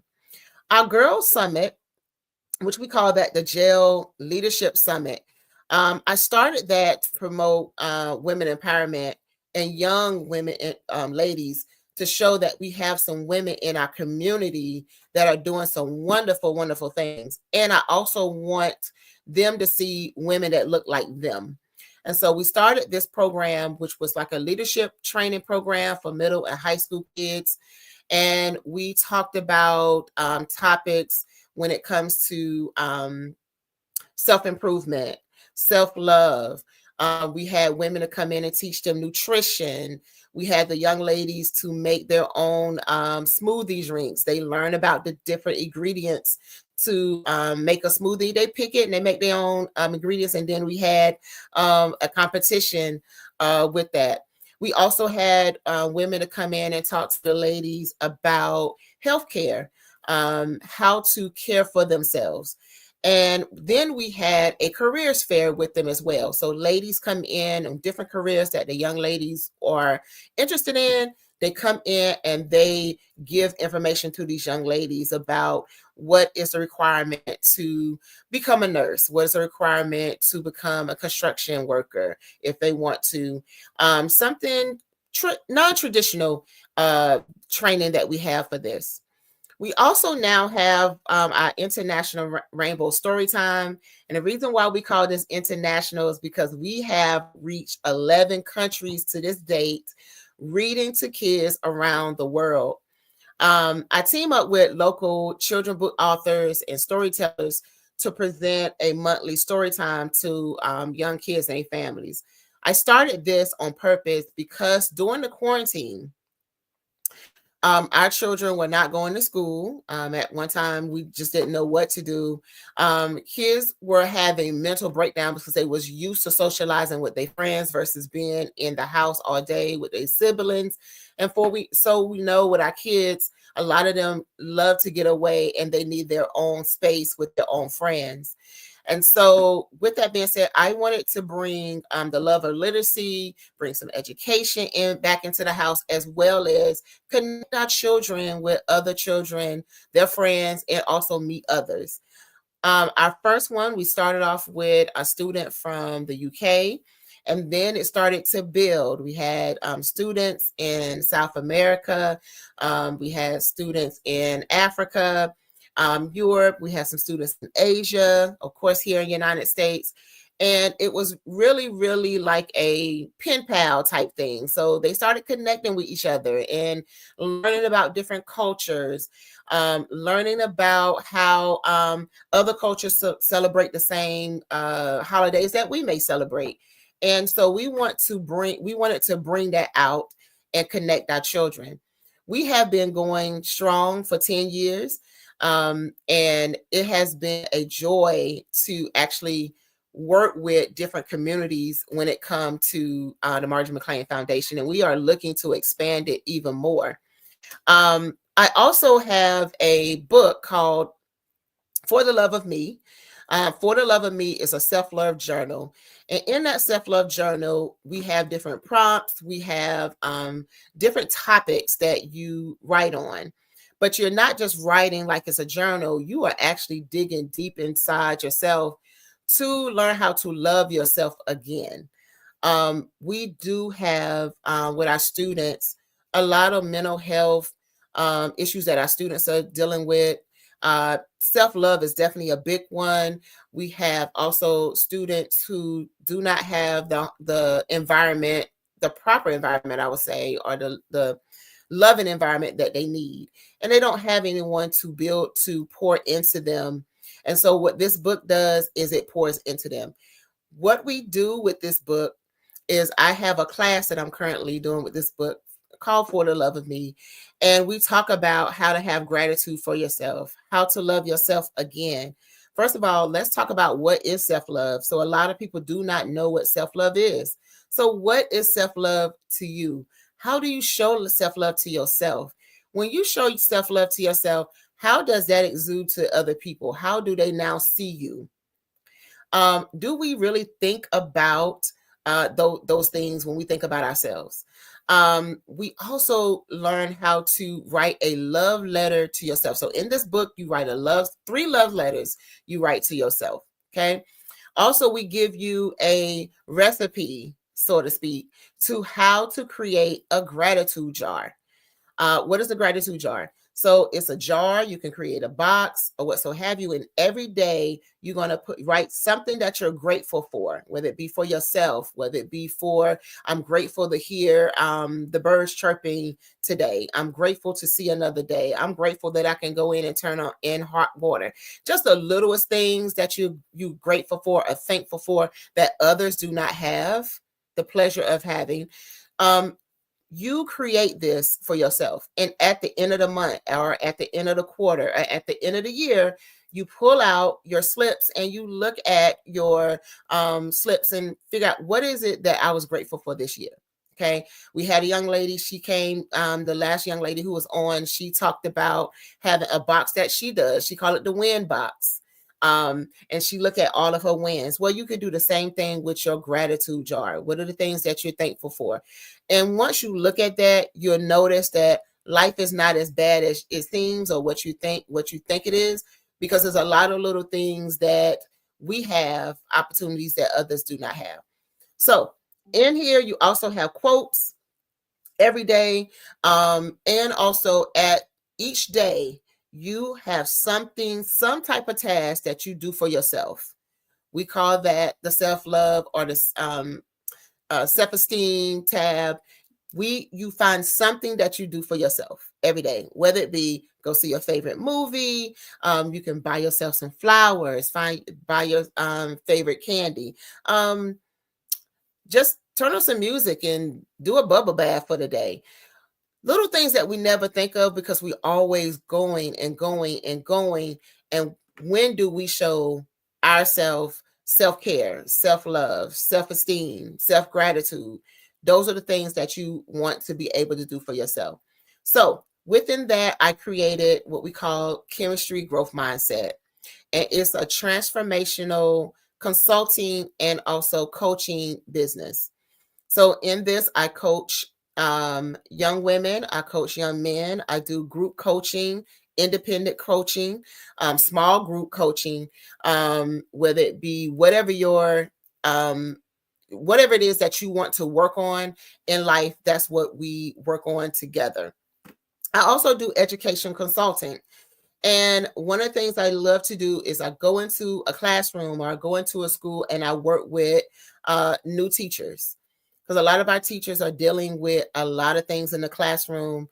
And some of these things are not taught in the education department or in the education program. So when they come, their mind is just blown at a lot of things that they see. And we don't want to lose our teachers, especially young teachers. The kids need that. So one of the things I do, I go in and I work with our teachers, little things that they need, whether it be learning how to create effective lesson planning, whether it be classroom management. How can we give notes where it's effective for the children? We work on those type of things. So if you are looking for coaching or if you're looking for consultant, you can definitely follow me at Chemistry Growth Mindset. on Instagram as well as Facebook. You can also email me at chemistrygrowthmindset@gmail.com. This is for my educators. I definitely want to work with our educators on how to teach our children better. Our kids are going through a lot. What are some traumatic things that our kids are going through? And how can we, with those kids with those traumatic issues, how can we really be effective in instructing them? So with that being said, thank you. I'm so happy that I was able to come in and talk to you about my business. If you would like to find me, you can find me at Margie McLean Foundation at gmail.com. You can also find me at Margie McLean Foundation 1 on Instagram, as well as on Facebook. Also, I have a lot of videos where I give some good nuggets on TikTok. You can find me at Chemistry Growth Mindset on TikTok. I give a lot of good nuggets that you need, free nuggets about self-care, self-love, how to take care of yourself. You want to make sure that you're able to pour into yourself and not into everyone else. And again, when we're talking about business, this is one of the hardest things to start sometimes is business and being mentally being sound to be able to keep our business going. Talking with the young lady, we just a minute ago, we have to have a good, mental health wellness regimen for ourselves. And so with that being said, I would love to work with you if you are interested in working with doing yoga, SDL, self-care, anything I had to learn, I would love to teach that to you. Again, you can find me at Margie McLean Foundation at gmail.com. You can find me at Chemistry Growth Mindset, Transformational Coaching on Instagram. Please follow me on YouTube, follow me on Facebook, and also follow me on TikTok. I would love to hear from you and hear more from you. Thank you so much, and I am looking forward to meeting you and talking to you soon. Thank you.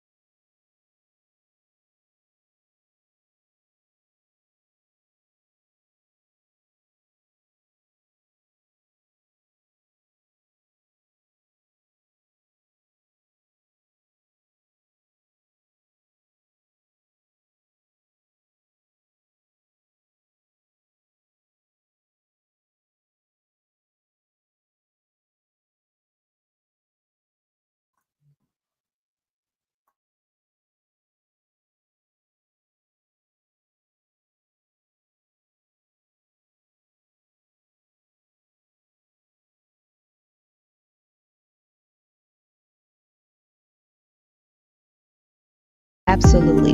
So our coaching program help people that have the lack of time, that lack strategies, and lack the confidence to go after their dream life. So we help them implement tools. We help them implement. I love the lead the inherited lack of finances or the education behind finances. But it wasn't until I lost my firstborn, my only son, that life changed for me. And where I was going after it all, living the corporate life, hit my 6-figure income and living in my dream house with my dream man, driving my dream car. Wow. I nearly lost it all when I lost my son. And so I realized it only takes one financial catastrophe that can change your entire life. That's what made me start All New Beginnings. Because no matter what's going on in life, there's a new beginning. And because of that, we develop a program called Wise Minded. My little slogan is, don't just dream it, let's live it. If they want to connect with you or work with you, what is the best ways for them to be able to do that? Well, for my social media guru, you can connect with me on every single social media platform as Tanya T. Rose.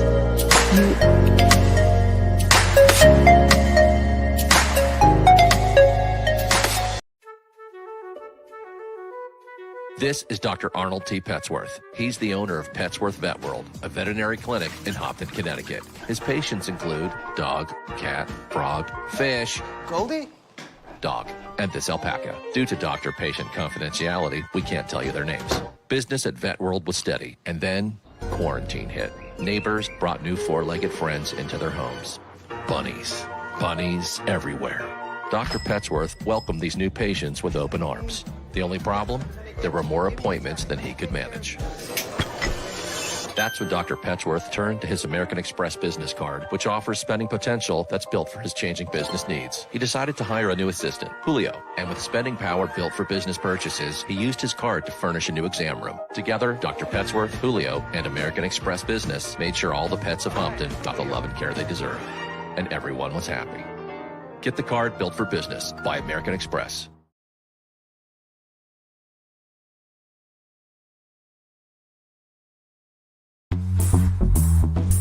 Attention all entrepreneurs and companies. Are you looking for reliable and efficient virtual assistants and back office support to help you manage your business tasks? Look no further than Superwoman Business Services.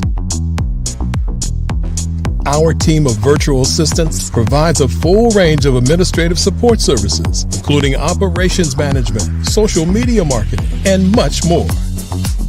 We also offer website design services to help you create a professional online presence that reflects your unique brand. In addition to administrative support and website design, we offer business development and structuring services to help you grow your business and achieve your goals. We'll work closely with you to identify areas of improvement and develop a customized plan to help you reach your full potential. At Superwoman Business Services, we understand that running a business can be overwhelming and time-consuming. That's why we're here to help you fly high and achieve success. Our virtual assistants are highly skilled, experienced, and dedicated to providing you with the support you need to thrive. Come fly with us and take your business to new heights. Let us help you become the superhero entrepreneur you are meant to be.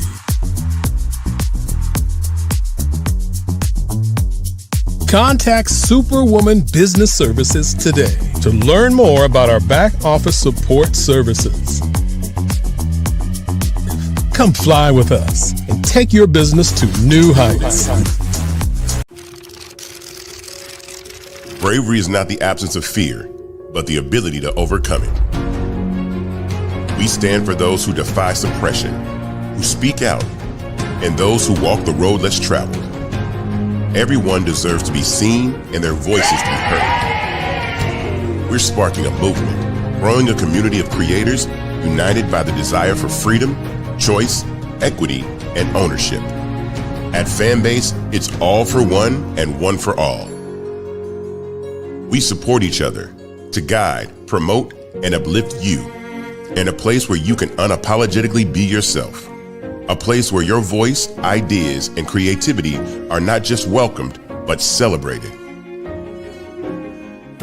We are Black founded, minority funded, and supported by a diverse, inclusive, powerful community that believes in the strength of authenticity and individual choice.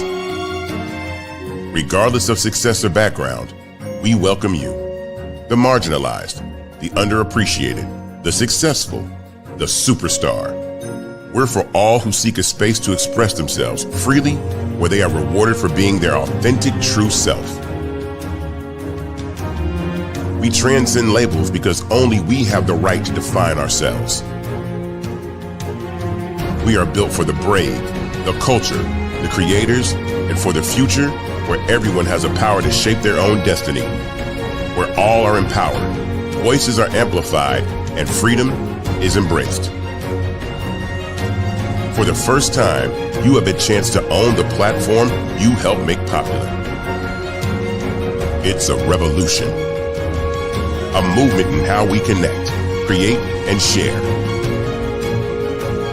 Everyone is a creator, and everyone has a fan base. Here, you can be you without limits. In today's competitive market, standing out is essential. 5-Star BDM, led by visionary Grant McGaw, offers the key to unlocking your brand's true potential. With innovative strategies and a passion for empowering businesses, 5-Star BDM is transforming personal branding and business development, moving brands from merely competing to dominating. At 5-Star BDM, we revolutionize personal branding by crafting authentic identities that enhance visibility and influence. Our Brave Blueprint drives measurable results, ensuring a return on investment through tailored strategies. By integrating artificial intelligence and advanced methodologies, we provide your business with a competitive edge in the digital age. Grant McGaw brings over 20 years of leadership experience with Fortune 500 companies. Named a top 10 global thought leader in personal branding, Grant's achievements include the 2024 Best Personal Brand Development Podcast for Follow the Brand. His philosophy, integrity doesn't have a price tag, is the foundation of 5-Star BDM. Partnering with 5-Star BDM means embarking on a transformative journey. We begin with discovery, analyzing your brand's DNA. Using the Brave Blueprint, we develop a strategy tailored to your goals. Our support continues through implementation, training, and ensuring long-term success with AI-driven insights and real-time adjustments. Our impact is evident. A healthcare tech firm experienced a 300% boost in brand recognition and 75% sales growth in 6 months. Entrepreneurs report increased customer retention and new revenue streams. Diverse companies like Black Business Expo USA and Akaba World Network have become industry leaders through our guidance. Join the movement and elevate your brand.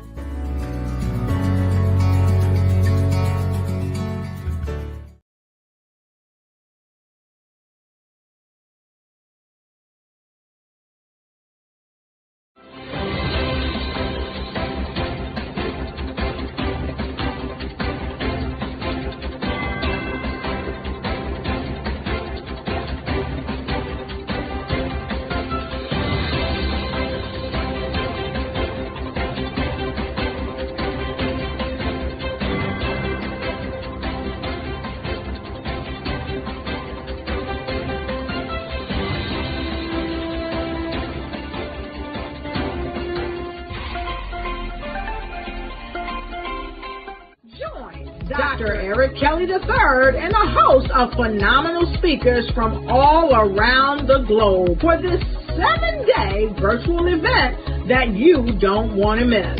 The mission of the Black Business Expo is to raise scholarship money from kids all the way from high school, all the way from college. The Black Business Olympics is one of the largest Black business showcases in the world. It is an opportunity for businesses and companies to showcase their businesses globally. We are going to be giving away laptops up to $5,000 away to students.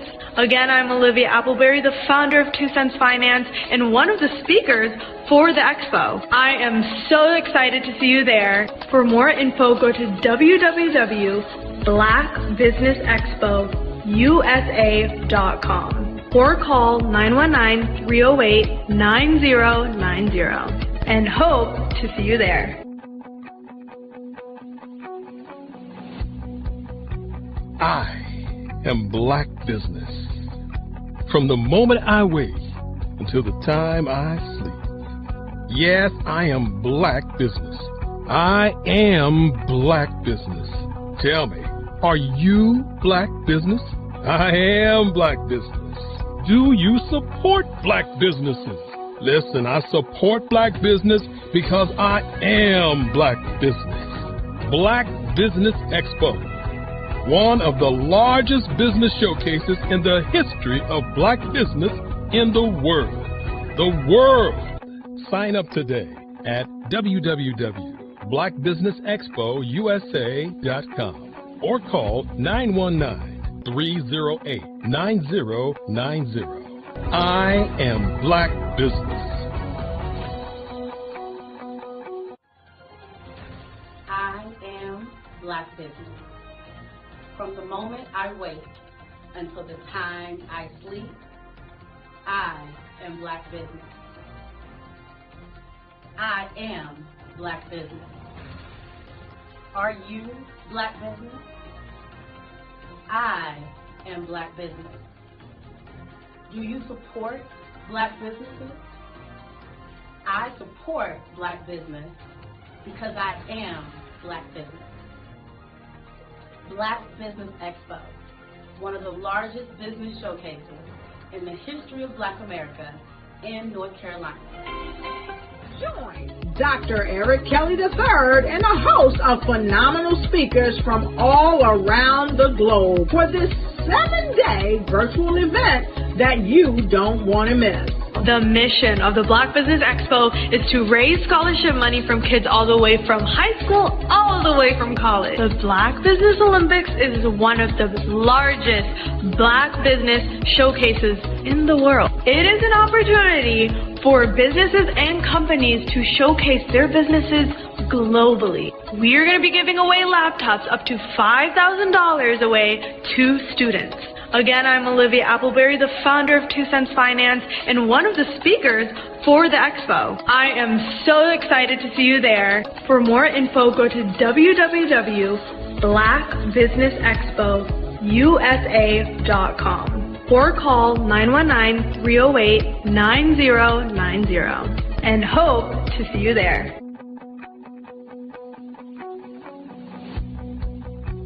I am Black business. From the moment I wake until the time I sleep. Yes, I am Black business. I am Black business. Tell me, are you Black business? Black Business Expo, one of the largest business showcases in the history of Black business in the world.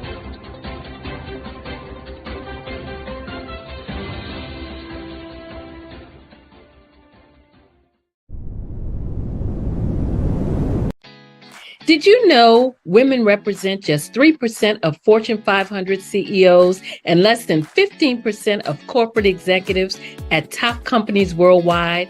Have you wondered what the secrets are to getting into the top ranks, whether in the private or public sector? Do you want to figure out how to stop being held back in your career or passed over for promotion? Then you're in the right place. Hi, I'm Dr. Madeline Ann Lewis, President and CEO of the Executive Women's Success Institute. I have decades of experience in the military, the federal government, and corporate America, and my mission is to help women succeed and tap into their full potential. I want to reach 1 million+ women around the world to become the leaders they are meant to be.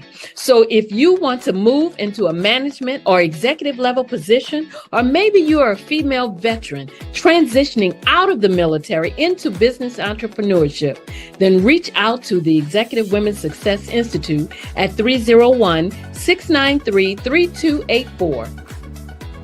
Let us get you on the fast track to success.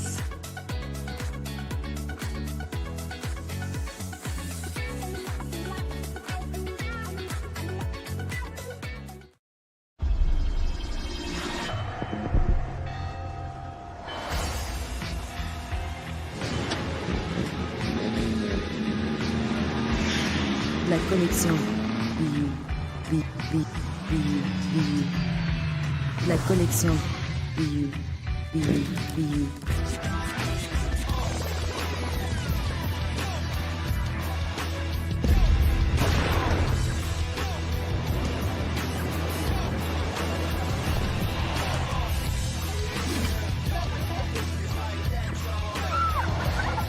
In a world obsessed with the cult of celebrity, I challenge you not to aspire to anyone else's greatness, but instead strive to reveal and ignite the greatness within you. Are you serious? I totally think that that's it. Hey. No! Hey! To me, sexy is a man that knows who he is and what he wants. Okay. He's comfortable. You look at him, you see him, he's just comfortable being himself. And you're like, Baby, be you. Be you, baby. Just be you. I like it. Introducing the Be You collection, exclusively available at K&G Fashion Superstore.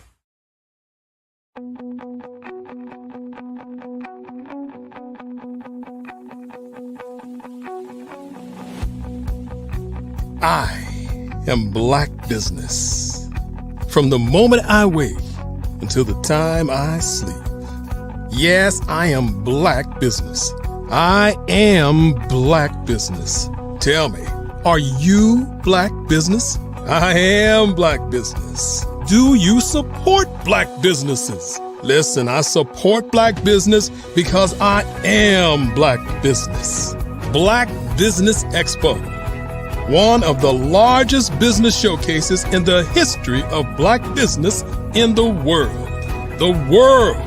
Sign up today at www.blackbusinessexpousa.com or call 919-308-9090. I am Black Business.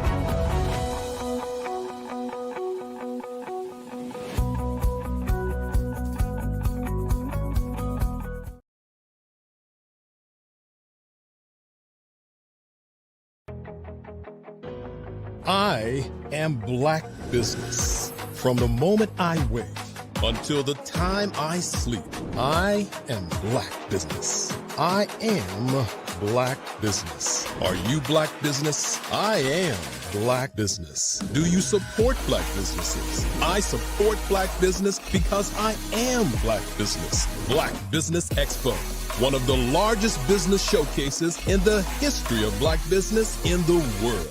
Sign up today at www.blackbusinessexpousa.com or call 919-308-9090. I am Black Business.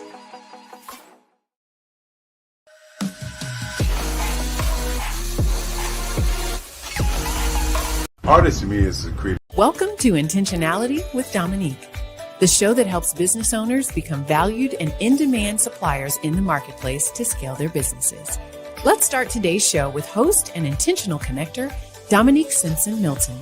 My favorite question to ask, but what would you say is the difference between working in your business versus working on your business?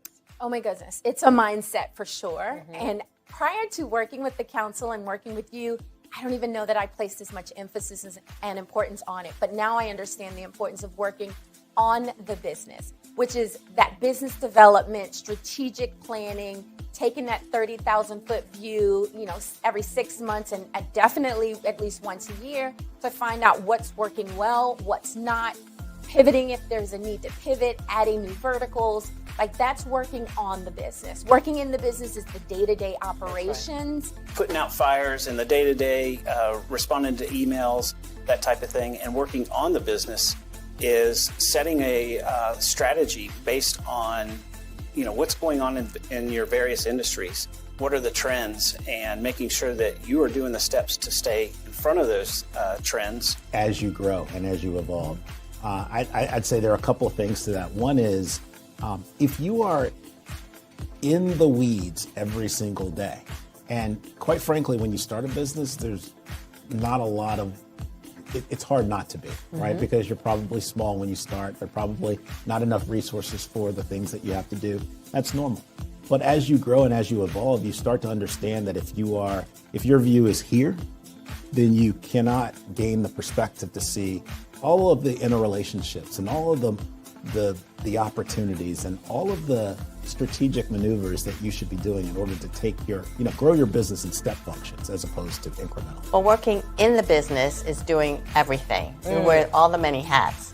Working on the business is finding out what hat you like and then being able to put in processes, systems, people that will help complement your skills. Chasing the dollars, trying to make sure payroll is done. You have enough work to cover payroll and $2 or $3 in your pocket. The next thing you know, year after year, you're in a rat race.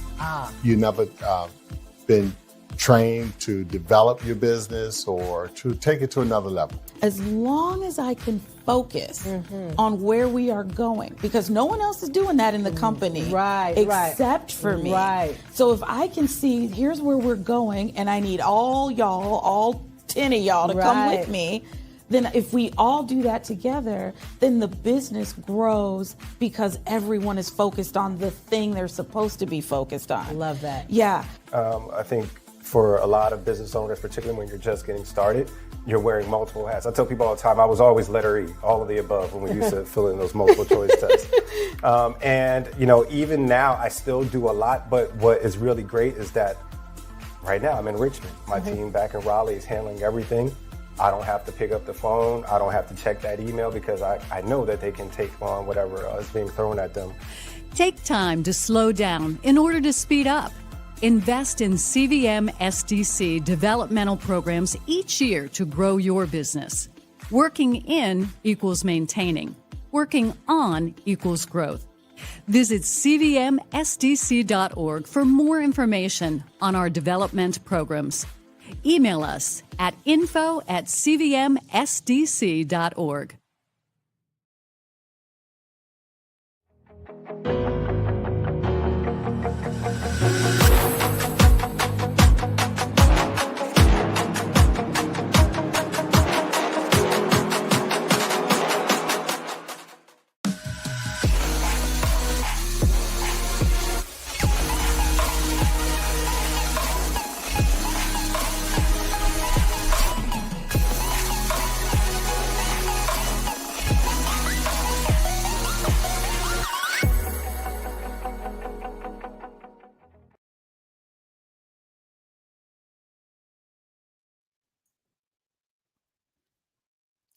Good day, business owners, entrepreneurs, thought leaders, and corporations.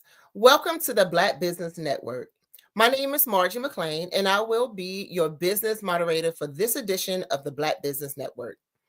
The Black Business Network is a 24-hour business network showcasing Black businesses, business owners, entrepreneurs, and thought leaders worldwide. We have speakers from North Carolina, London, Singapore, Africa, Japan, and cities all over the United States. The Black Business Network is a global community sharing its business knowledge to empower, inspire, and educate businesses about business. Today we have Dr. Reddish. Dr. Reddish, affectionately known as Dr. Z, the ball mom doc, is a retired school principal turned entrepreneur, speaker, and transitional life coach. As a founder and CEO of Empowered Educational Consultant, she is dedicated to helping student athletes, professionals, and mature women navigate life's transition with clarity and confidence.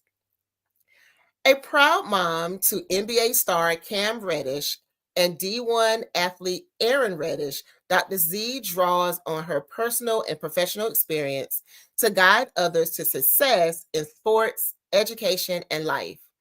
She is a 3-time #1 best-selling author of Alley-Oop, the ultimate assist for parents of athletes, The Heart Leader, HEART leader, and adapt her, Grow with the Flow.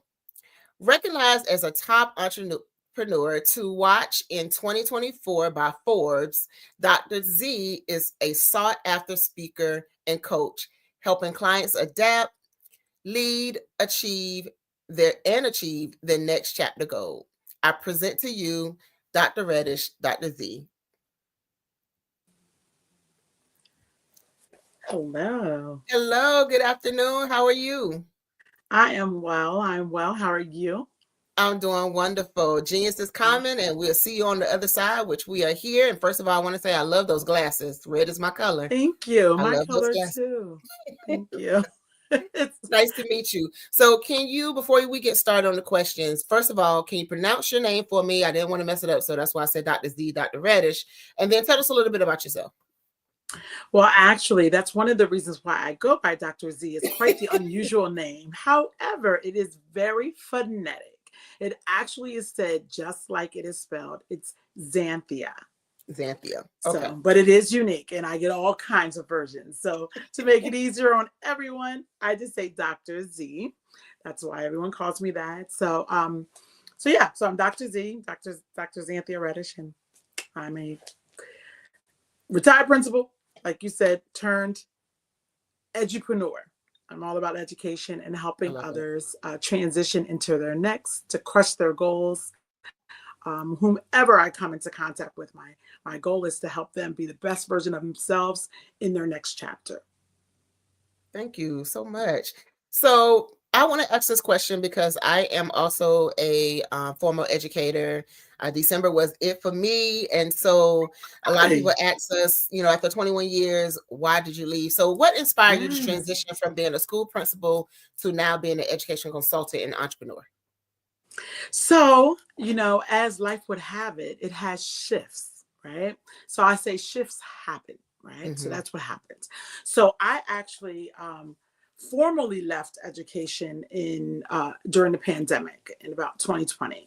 And I had transitioned from Pennsylvania to Atlanta as my son was transitioning in the MBA. Mm-hmm. And so it made sense for our family to move where he was because he was so young at the time. And my plan was to just kind of go between both states at the time while he was in his first year. But then the pandemic happened, things started happening, things like that. And then I got to Atlanta and I loved it and decided, you know what, I could live here. Actually, I want to live here. Mm-hmm. And so I planned on going into the principalship in Atlanta. But when I went to do that, after the pandemic had settled down, my new Atlanta friends were like, girl, why? Do you have to? And I said, well, I don't have to do anything, to God be the glory. I can, do what I'm really passionate about, which is teaching and learning. That part has never changed. Yes. So I just decided to put all of those efforts into my work as an educational consultant. I had started my educational consultancy before I had left Pennsylvania. Okay. Mm-hmm. But it was just, I never pushed it. I just was working it when opportunity became available. Always had been working with parents of athletes anyway, so it worked. And so I've just now been able to continue in that work as well as add on a few other different subgroups that I support. So with that being said, I want to kind of shift back to, I was reading the titles of your book, and you have Heart Leader and Adapt Her. Can you tell us what the acronyms for those books are? Absolutely. So I'll start with the Heart Leader because that one's out already. Adapt Her is actually available for pre-order, and we'll talk about that in a second as well. But the Heart Leader is my book that's actually I use as part of my coaching practice when I'm working with new and novice school principals. Mm-hmm. And so HEART is an acronym for humility, empathy, authenticity, relationships, and trust. Those are the key components that I believe leaders need to really effectively build a culture of care in their buildings. Yes. I was a very successful principal, so much so that when I transitioned to Atlanta and said I was going to leave, my district put me over all of the schools as opposed to taking me out of the job altogether because my absence was missed in my buildings. Mm-hmm. And so being over all of the buildings, no one building would miss me at a time if I was out of town working with my son. So I thought that just kind of spoke to what they saw as my value in the district. But one of the things about education is I feel like it's something that goes like everywhere. Like I'm constantly looking to teach because I'm always looking to learn. And I do believe it gives you the competitive advantage in any situation. And so my goal is to help new principals learn how to acclimate to running a building by building relationships. I feel like relationships are everything. So I spend a lot of time talking about that in my Heart Leader book. That book actually accompanies the coaching I do with new and novice school principals. I love that. You mentioned also my newest book, which is Adapt Her, Grow with the Flow. And Adapt Her, Grow with the Flow is a book that is actually, it helps you deal with any transition, because with any transition, any change, you're going to have to adapt, right? Yes, To whatever yes. your new normal is. And ADAPT is an acronym that talks about those 5 steps that you actually have to do, which has to do with how you acknowledge and accept where you are, the decisions you have to make, how you have to activate certain plans, you have to prioritize yourself, and you have to transform your mindset so that you continue going and growing. So I help new administrators go through that process of doing that, and they're able to then leverage the relationships that they've built within their buildings so that they no longer are overwhelmed with the work. Let's face it, Ms. McLean, you left education. We didn't even get into why. Look, I can switch this interview up. We can turn it on you. You know, right? How December was the beginning of the end for you. Yes. We're going to keep the focus, but On I you. can imagine that it had, yes, that part. I can imagine that it had a lot to do with some of the work that is involved with it. What I find with new and novice school principals and those who are struggling in that role is that oftentimes they're doing so because the workload is great. It is a lot of responsibility. And I don't think unless you're actually in it doing the work that people can really appreciate just what you do. I remember people would say to me like, what do you do? What do you do? All those kind of things. But I feel like you have to be able to adapt to any situation. I had to adapt when I moved to Atlanta, right? And people were like, but it was so great. Your son got drafted into the NBA. Like he was like rich. Yeah, he was rich. Right. I am not. Yes. So I had to make some adjustments because anytime you leave anything, even if it's for a great reason or for something you're really excited about doing, it's a change. And you have to get used to your new normal. And I had to do that. And I have to admit, I met with some challenges I didn't anticipate I would. And so in the book, I actually map out the blueprint for you to navigate that space. Because with anyone, no matter what the situation, be it a forced change or one that you brought on yourself, you're going to have to make certain adjustments. So the book takes you through that. I coach the individuals through that. And if you leverage the relationships, this is not just in the principalship, but in any situation. If you leverage the relationships, you're able to take the weight of the workload off of yourself because you're then able to empower others to assist you. So that's what I was able to do. I think that's very important when we think about business too, not only just looking at it in the education standpoint, we can take that and apply that to business. So when we talk about the nickname, the Ball Mom Doc, where did that come from? Tell us about that nickname. So, you know, it's funny because it's kind of just a lot of what I do ball up in one. Okay. So as I mentioned to you, I started Empowered actually back in 2018 when my older son was still in high school. So that was before the MBA, that was before college. So I actually had a lot of access to him. And so what I would do with Empowered is we would call and I would work with parents. We call groups of parents, AAU programs, sport programs, schools, all those kinds of things, all the groups that I still work with now. And I would provide the education because I feel like that is the key.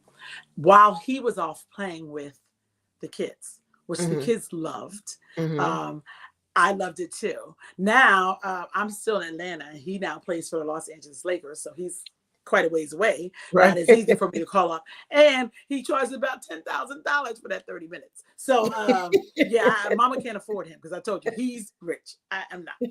Right. That said, I'm still doing that kind of thing. But the Ball Mom Doc came from me being called upon by other parents to ask questions about the process. And what's funny about it is I was going through the process along with them. It's not like I was just, by my, just I had been there, done that, which I'm able to offer now to my clients. At the time I was going through it. But as an educator, and people just tend to tap into you because as educators, we like to learn. We're going to do the extra reading, all those kinds of things. When my son was projected to go into the MBA, and at first, you hear people talk, and I'm like, oh, okay, well, that's great. But I didn't know if it was going to happen. When it got much closer to coming to fruition, I actually went back to school, studied to be an agent so that I would be able to be knowledgeable of the process. Not so much that I was going to represent him. And so I did that. And so people started to go me and ask me questions about the process, things like that. So they'd be like, hey, what's up, doc? Oh, this is the Ball Mom Doc. Y'all talk to her. You talk to the dog. Oh, if you don't know what to do, all you got to do is call the Ball Mom Doc. She'll tell you. So that's how I got the name, the Ball Mom Doc. So it's Ball. I'm a mom and I'm a doctor of education. So that's where it came from. That's wonderful. So how has it been, or how is it being a mother to successful athletes influence your coaching and your consulting approach? As with anything, I think that it gave me extra perspective because now my children are adults and I'm learning so much more now as they're adults than I did when I thought I was parenting them. I feel like now they're schooling me.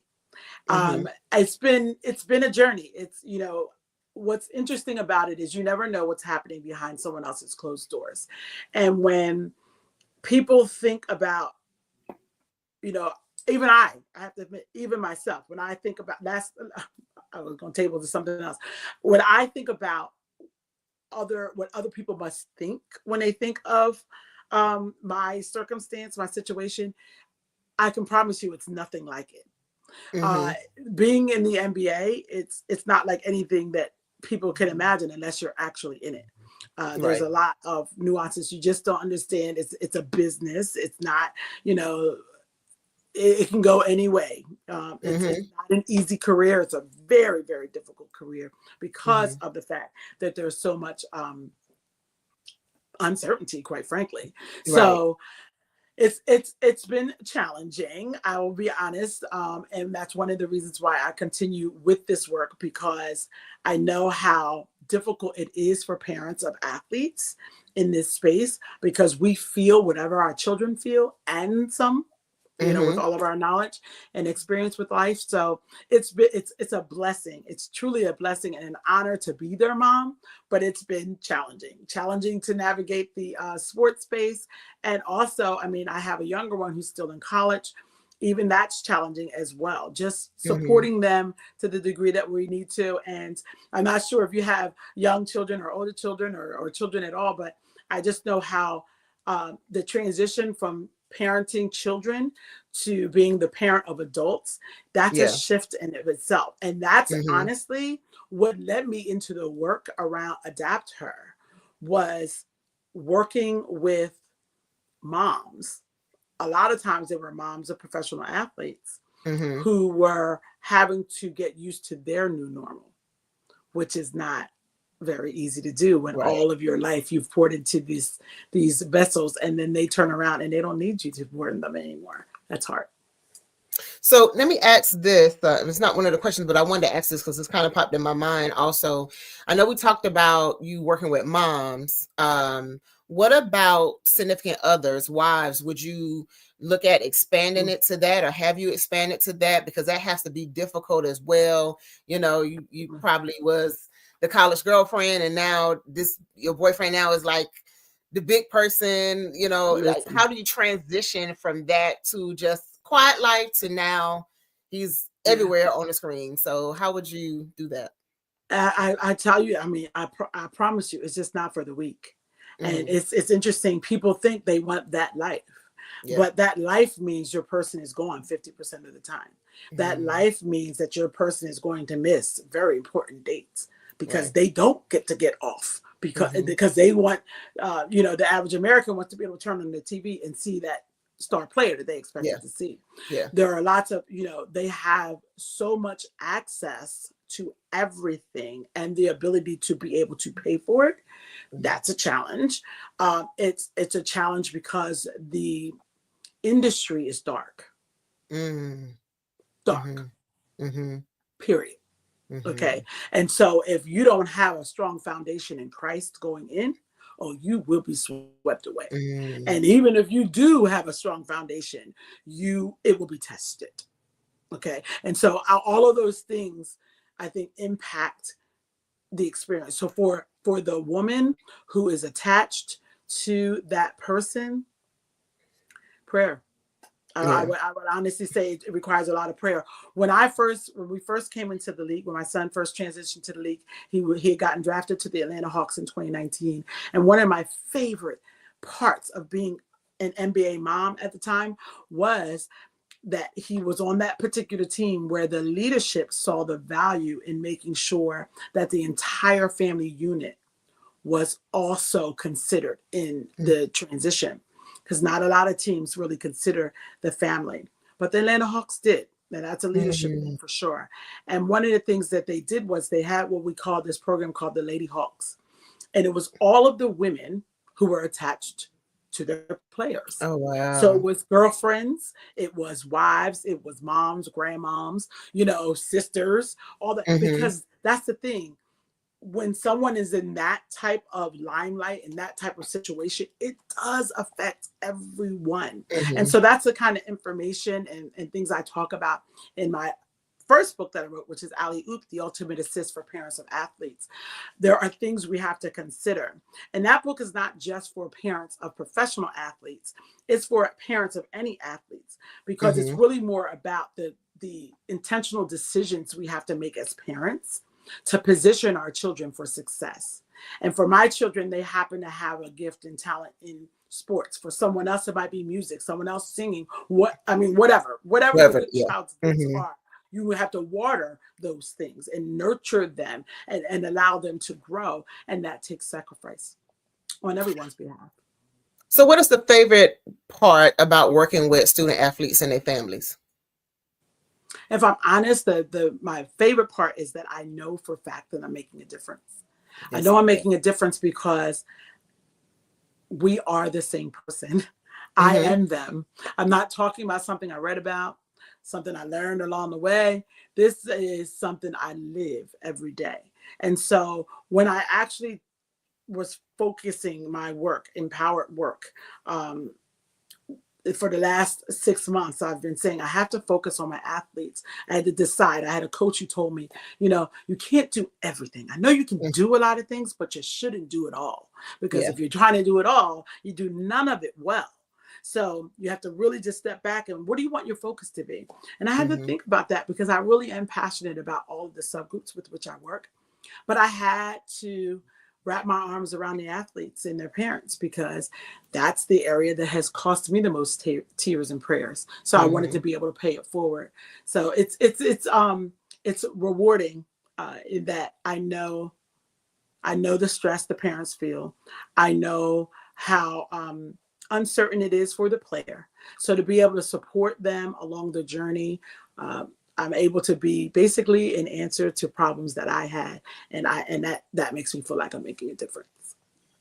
So I love that. So when we go to talking about women who transition, and so you transition, I transition, how do you support women in navigating this transition, like empty nesting or career change?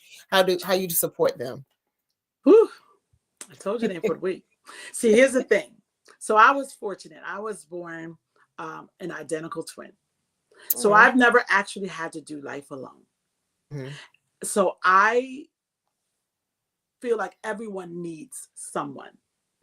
Someone who can offer perspective, someone who can offer prayer, someone who can offer support.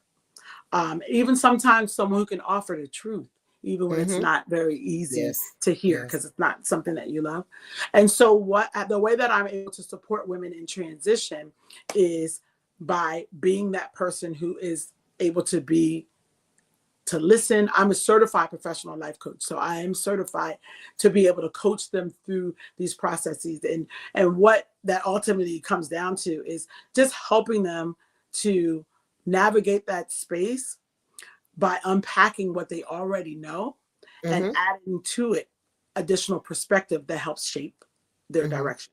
So I'm able to do that one-on-one coaching is how I do it. I offer it actually over Zoom or in person. I'm in the Atlanta area. I do travel quite a bit, but a lot of times it is via Zoom that we're able to make these adjustments. And the book, in Adapt Her, Grow with the Flow, which, like I said, is available for pre-order. And anyone who pre-orders that book is actually in the book. They're actually mentioned in the book. So that's coming out just in weeks, though. So I don't know when exactly. I know we're live now, but if this always going to be available, anyone can go to adaptherbook.com, whether you're buying it before it comes out or after, you can get it. But in the book, we go through those processes of adapting, ADAPT, and you're tracking your progress. There are actually questions in it that goes along with it. There are journal entries that you have to do. And so I am supporting the women through that process. And it looks different. A lot of times, a lot of my clients are either dealing with relationship issues. And I say issues, meaning transitions, either looking to come into a relationship or they're trying to get out. Look, let me just say this. All my married clients want to be single, and the single married couples want to be, single people want to be married. So it's just so funny. I'm like, okay, let's figure this out. And then I have those married individuals who are trying to stay married. So that relationships is one thing. Empty nesting, though, because you mentioned empty nesting. So it adapts to her. You know, my story, I'm talking a lot about my story around empty nesting and how I went through that experience, which hit me in the gut, child. Ooh, I thought, oh, yay, we're going to be living. Yeah. Child, I was over in the corner somewhere, upset. Didn't know what I was going to do myself. Quiet. What? Quiet. What? Listen, I didn't know what to do because I did not expect to feel like, what now? I am so accomplished. I'm always doing, always going. But I had not taken the time to recognize that so much of my life was wrapped up into being a mom. Right. And when that is stripped, and it, it sounds bad, stripped, like you're snatched it. No, they went away to college. He went into the NBA, but at the same time, I found myself questioning, what do I do now? Right. With all of my accolades, with all of my things to do, what do I do now? I know God was like, girl, what are we talking about? But I had to get through that, and I did do that with a process. My relationship with God is key, and it comes up and through everything that I do in my books, etc. So it does also in the coaching, but it's process. So getting through these processes through individual coaching, because it is a different process for everyone, even though we might be trying to get to the same destination. I think that's very important to coach on, because I have a lot of friends who have children who are growing up, and like my father used to say, you was little and then all of a sudden you just grew up, and just like that. And so a lot of plenty of my friends, we discussed that once one going to a divorce, or either their children are growing up leaving, and it's like, okay, what do I do now? Because I was that mom that was going through the sports programs, making sure they go here, making sure they go there. And now I don't have that anymore. So what do I do for myself? And it's almost like they're lost out there. Literally, I say that you literally lost. I literally had a friend I went and visited in Virginia. And that was one of the things she said. She was just like, I don't know what to do now, because my life was wrapped up into my marriage, or wrapped into my husband, or wrapped into my kids. And now that they are all growing up and leaving, what do I do for me? Yeah. And so we have to figure out ways that we can have women to have that life, but at the same time, they have a little life for themselves. So if things do go away, they don't know, they won't be lost, and because they just keep moving forward in what they was doing for them. So and that requires a lot of times that requires some support, right? It requires that someone goes along that journey with you. So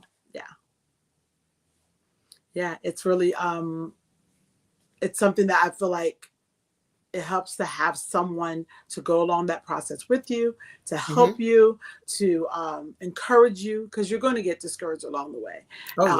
And sometimes, again, that perspective, when that's the thing about being in those places. You know, one of the tricks of the enemy is to get you in a place of isolation where you don't kind of want to be bothered, quite frankly. And even if you want to get up and do something, you don't have the energy to do it. So to have that other person to provide that layer of accountability is important as well, because otherwise you'll find yourself, rotting away and not meeting your goals. So yeah, that support is super important. And it happens with everything: relationships, career, the empty nesting thing, everything. So that's what I find myself working with. And even the shifts in athletics, or, because even with your children going through, when they go to college, even when they go up to high school and things like that, with every difference in level, there are new devils that you face. You know what I mean? So having someone who's gone through it is so critical in those places. I'm able to speak to areas that they're in because I've been there, or I am there myself. Well, moving into what we're discussing, what do you think is the key? What do you think is key to cultivating positive relationships during those different times of change? The key thing is to really exercise. In the book, I really break down what it means to be humble, and how that impacts you as a leader, and how that ultimately affects your constituents with whom you work. So the humility is very important, and really being able to see yourself in that person's shoes. I think sometimes when we get in the jobs, there's so much responsibility on us. Hey, we're just doing what we have to do so we can check our stuff off our list. But we have to remember there are people attached to these tasks, right? And people have lives. And guess what? Life's, right? And so you have to be able to consider that. And sometimes when you're caught up in your own stuff, you don't take the time to step back. And that's why that perspective is so important. Most of the time, we're not trying to be jerks. We're not trying to be helicopter parents or micromanaging bosses, but we can't see ourselves. You need someone who's able to point out those blind spots. So we're able to do that. So that humility, empathy is important. But honestly, I mean, the most important thing is your authenticity. I mean, that's the thing that helped me to be the most successful. When I was confident enough to be authentically me, I didn't have to remember what I said to this one, or how I was acting in that space, or any of those kinds of things. And it brought people to me. I thought it was going to push people away if I said things the way I thought it. And I'm going to be professional, but I want you to know the true me, because that way I'm predictable, and you know kind of what you're going to get when you come to me. It's not like, oh, I don't know what she's going to say. I don't know who she is today. Those kinds of things. That develops the trust that's also needed. So you need that humility, empathy, authenticity, and the trust. That's what's going to make the relationships. I love that. So what is it like being named one of the top entrepreneurs to watch in 2024 by Forbes? Tips. Yes. Well, that was a blessing, such an honor to it's one of those things where you never know who's watching you. And so this is just to encourage everyone out there. Like, I'm just out here doing what I do with people and for people that I'm in the space that I live in anyway. So I know how it feels. So I was just going about my business, doing what I do. I had no idea that I didn't know this existed, let alone that I was going to be one of the people who was named to it. So it was such an honor. But again, it's just cause for you to continue doing what you are passionate about and continue learning and growing. I always say that's my big thing. I don't just say, let's go. I say, let's grow. What we doing here? Yeah. I love that. So what advice would you give to parents of student athletes aiming for scholarships? Well, the biggest piece of advice I would give is you really have to know something. Okay. Here's the problem. The biggest problem I find that parents have is that they don't know what they don't know. So they can't ask the questions because they don't know. Right. It's incumbent upon us to know. And how do you know? You have to get into space. You have to tap into resources like my own. You have to do your research, those kinds of things. Here's the thing. We're in an information stage. There's a lot of information out there, but information without application is useless. Right. So what? You can find out what's required. Unless you know how to actually apply that, who really cares? Right. So that's what separates Empowered from other companies. There are lots of recruitment companies and things like that. That's not what I aspire to do, is to be a recruitment person. No, my goal is to help you win, to help you crush your goals. That is my goal. So that means then I might have to walk you actually through it, as opposed to just tell you how it should be done. There's a difference. And so I find that that's what's most beneficial for me working with parents of athletes. They just don't know what they don't know, and it kills them. The Bible talks about us perishing for our lack of knowledge. Very similarly, I've seen athletes, unfortunately, talented athletes, not go anywhere because they didn't have anyone who put them in the right position to do so, or lots of talent and didn't have the academic standing to be able to move forward with that. So all of those things make a difference, which is why at my company, Empowered, we focus not just on you as an athlete, but you as a student athlete. And since I'm a retired school principal, I'm able to navigate that system as well as the sports system. You've got to be able to work both of them, or one of them will cut the nose off of the other. Right. You know what? While you were speaking, it kind of brought up to me. It reminded me of Deion Sanders talking about his son and how to help him navigate to what team to go to, because he's been in and he's seen it. And some had some negative things to say, but I think personally, I think that's the best thing. You know where to go and where not to go. So why not allow your kids to go the best place? You don't want them, if you know the snakes are down the road, you're not going to have them to travel down that road knowing that there's going to be snakes down the road. So you want to make sure he goes navigate to the right spaces. And that's kind of what I hear when you're talking about your coaching, that you actually are helping parents to help their children navigate into the right spaces. What's your thoughts on that? Absolutely. And so it's interesting you pull out like a Deion Sanders, or even like myself. Experience is the best teacher. And what makes Deion Sanders different than the regular, Joe Schmo down the street who also is coaching his son, is that he's been where his son was going. Right. And so there'll be a lot of people along your journey that have opinions. Folk always have opinions. I mean, you turn on social media, it's ridiculous. One day you're everything, and the next day you're trash. So, but the thing is, being able to get consulting and advice and encouragement from someone who has been where you're going makes a huge difference. That is what I will say, honestly, is probably one of the biggest attributes of the work that we do. I mean, I look at some of the big like recruitment companies out there, and they have these canned programs, and some of my clients will come to me like, oh, I already have such and such. I won't name the main one because everyone will know what it is, but well, I already have such and such. And I'm like, oh, okay. And how's that working for you? Because you called me. You know what I mean? Like, they're like, well, I still don't know what to do. Of course you don't, because you just, again, you had the information, but you didn't know what to do with it. Whereas what we do is we actually, it's a hands-on approach. We become part of your family. We become family together. We go in, and I am going to help you with your courses that you take. I'm going to advocate for you in meetings. If you have an IEP, I'm going to be your advocate. If you have, whatever it is, we're going to make it do what it needs to do so that you can meet your goals. And then I'm going to be able to connect you to resources in your community to help you to do that as well.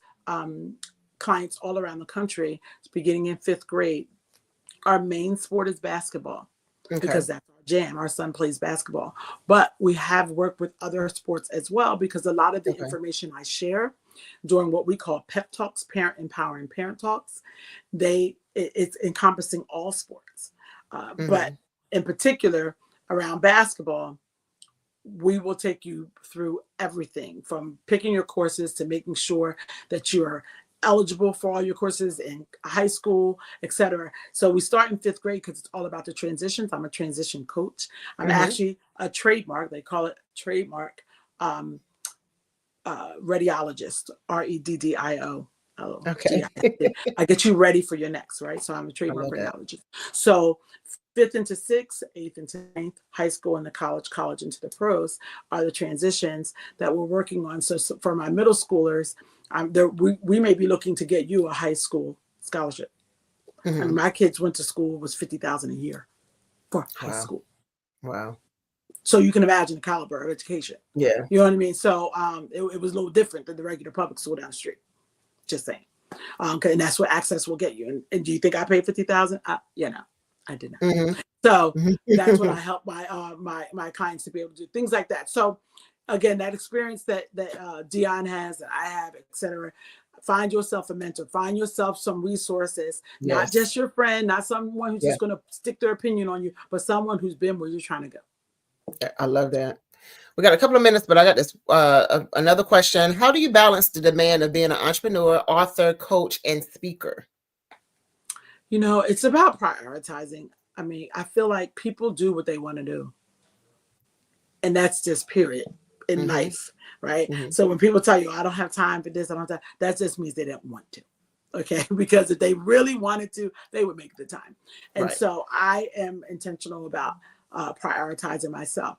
Now, what I will say is the work that I do is the work that I love. And you know that saying, you know, if you're doing what you love, you're not really working at all. Right. So y'all, I ain't working.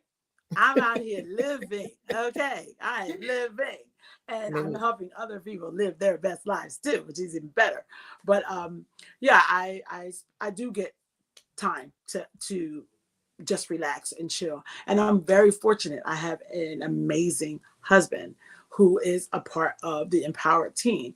So we do our parts and then we rock and we roll together to go support our clients. So that support is important as well. And I have my tribe. You know, when you do this kind of work, when you're coaching, you're actually pouring out a lot.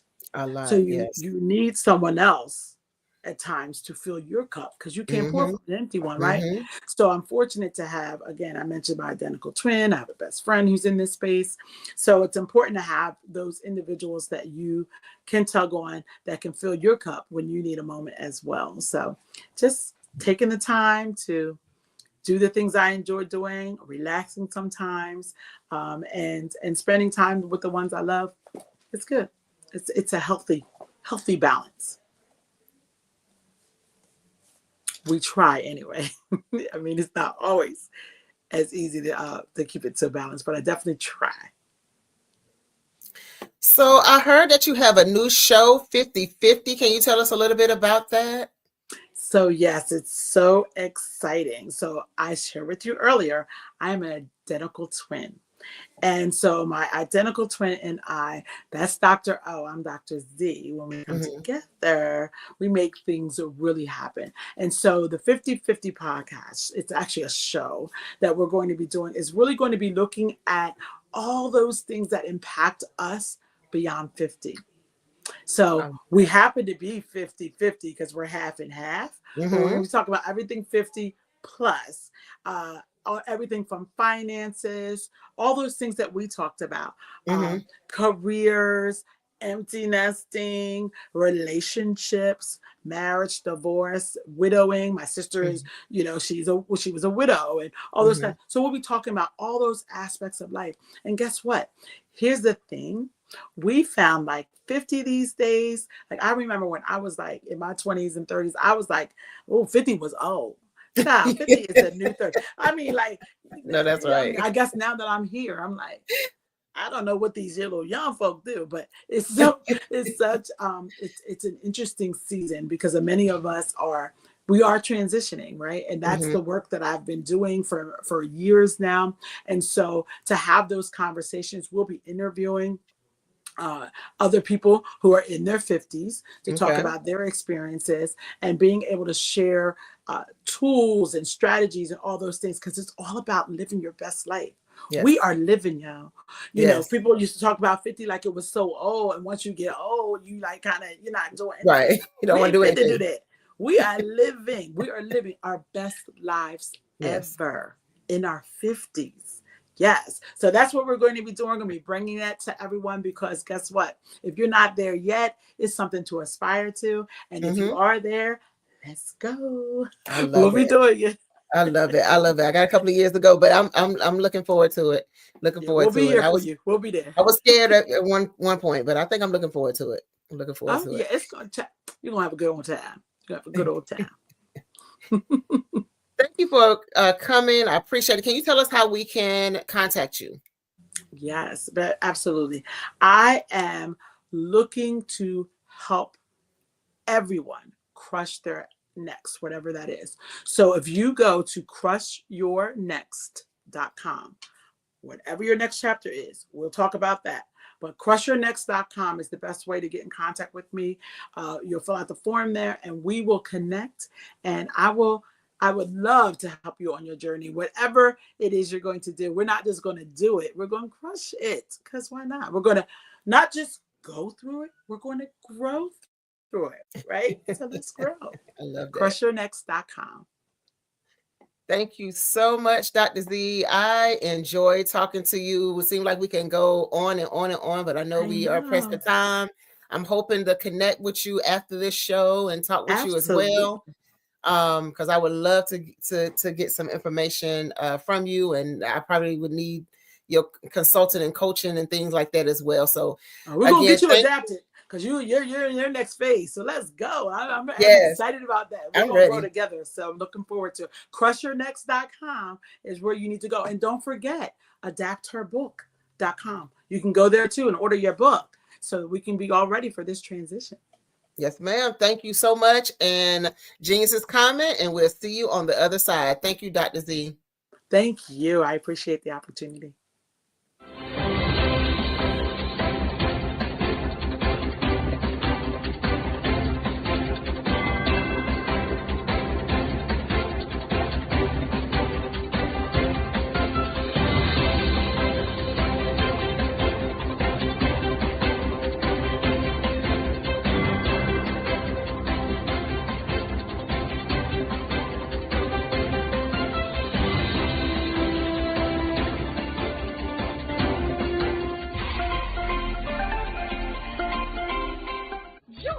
Dr. Eric Kelly III and a host of phenomenal speakers from all around the globe for this 7-day virtual event that you don't want to miss.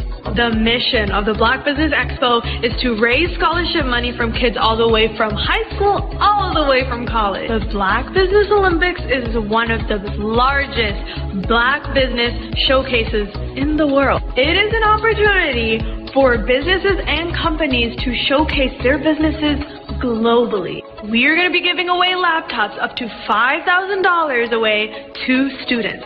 Again, I'm Olivia Appleberry, the founder of 2 Cents Finance and one of the speakers for the expo. I am so excited to see you there. For more info, go to www.blackbusinessexpousa.com or call 919-308-9090 and hope to see you there.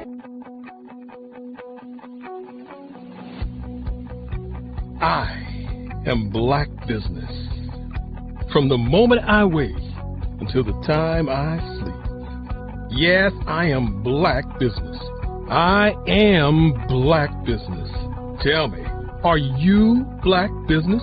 I am Black Business. Do you support Black businesses? Listen, I support Black business because I am Black Business. Black Business Expo, one of the largest business showcases in the history of Black business in the world. The world! Sign up today at www.blackbusinessexpousa.com or call 919-308-9090. I am Black Business.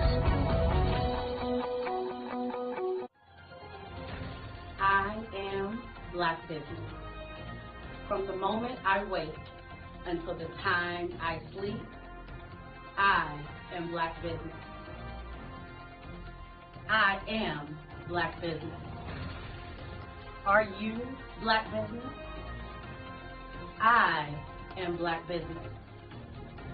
Do you support Black businesses? I support Black business because I am Black business. Black Business Expo, one of the largest business showcases in the history of Black America in North Carolina.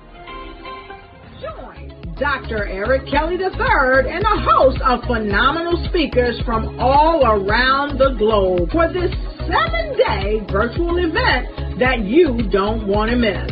The mission of the Black Business Expo is to raise scholarship money from kids all the way from high school all the way from college. The Black Business Olympics is one of the largest Black business showcases in the world. It is an opportunity for businesses and companies to showcase their businesses globally. We are going to be giving away laptops up to $5,000 away to students.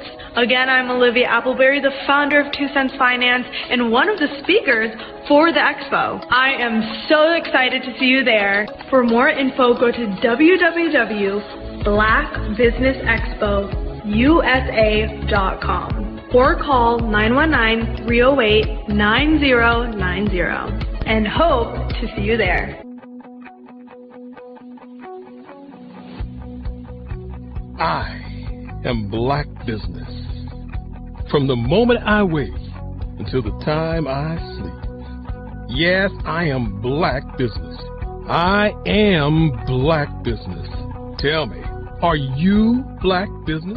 Black Business Expo, one of the largest business showcases in the history of Black business in the world.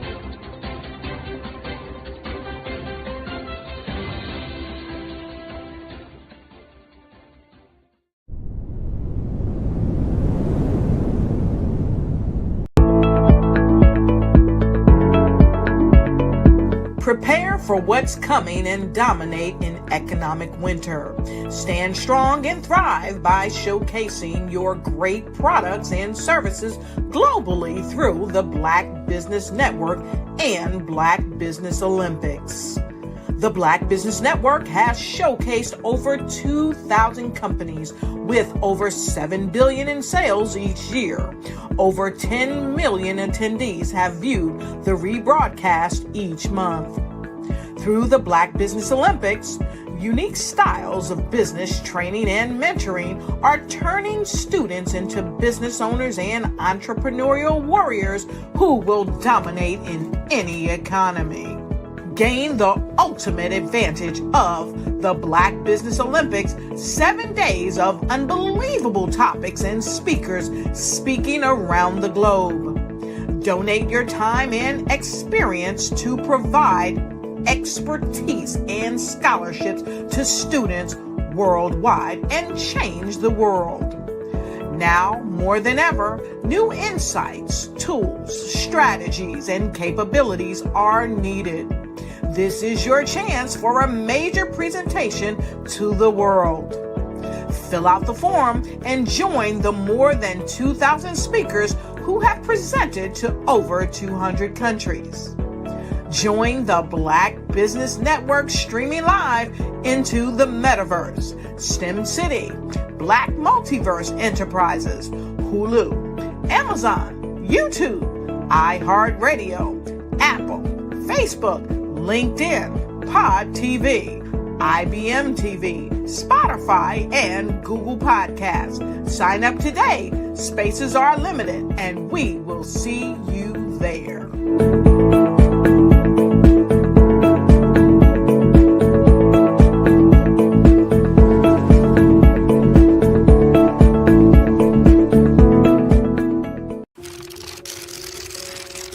Bravery is not the absence of fear, but the ability to overcome it.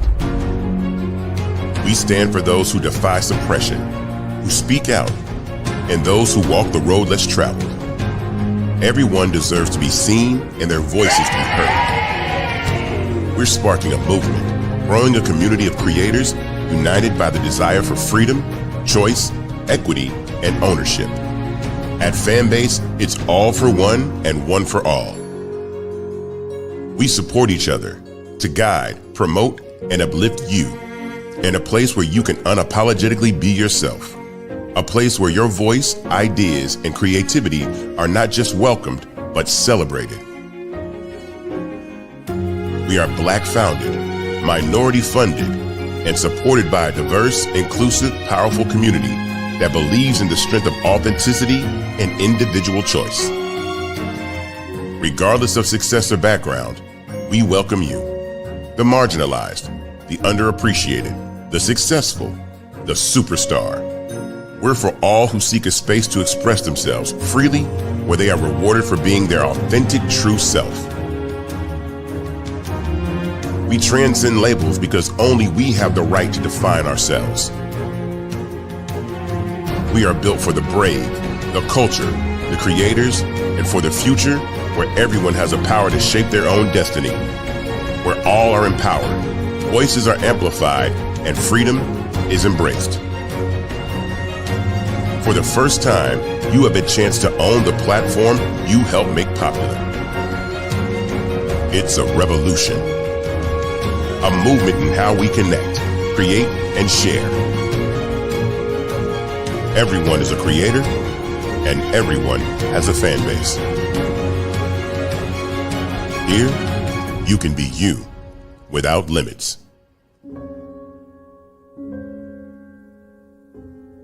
Hello, I am Dr. Eric Kelly III, the visionary strategist and founder of the Black Business Olympics. I invite you to showcase your Black-owned businesses on the Black Business Network global stage. The Black Business Olympics is a global Black Business Network platform that propels Black-owned businesses into the international spotlight. By showcasing your business on the Black Business Olympics platform, you can reach a worldwide audience of potential customers, partners, and investors. You can also establish yourself as a thought leader and expert in your field, attract lucrative partnerships, and more speaking engagements. In addition, the Black Business Olympics platform provides a valuable opportunity to connect and collaborate with like-minded entrepreneurs and business professionals from around the world. This can lead to new business opportunities, ideas, and relationships. Finally, by sharing your story and expertise on the Black Business Olympics platform, you can inspire and empower others. This is a powerful way to make a positive impact on the world and leave a lasting legacy. If you are a Black-owned business owner, I encourage you to seize the opportunity to showcase your business on the Black Business Olympics platform. It is a once-in-a-lifetime opportunity to make an indelible mark on the world. Be one of the 1,000 visionary entrepreneurs who are changing students' lives, shaping industries, and leaving an unforgettable legacy for their families. Unleash your voice on our global stage and watch your business thrive. Black Business Olympics is one of the largest Black business showcases in the history of Black business in the world. Yes, the entire world. Just give me a call today at 919-308-9090.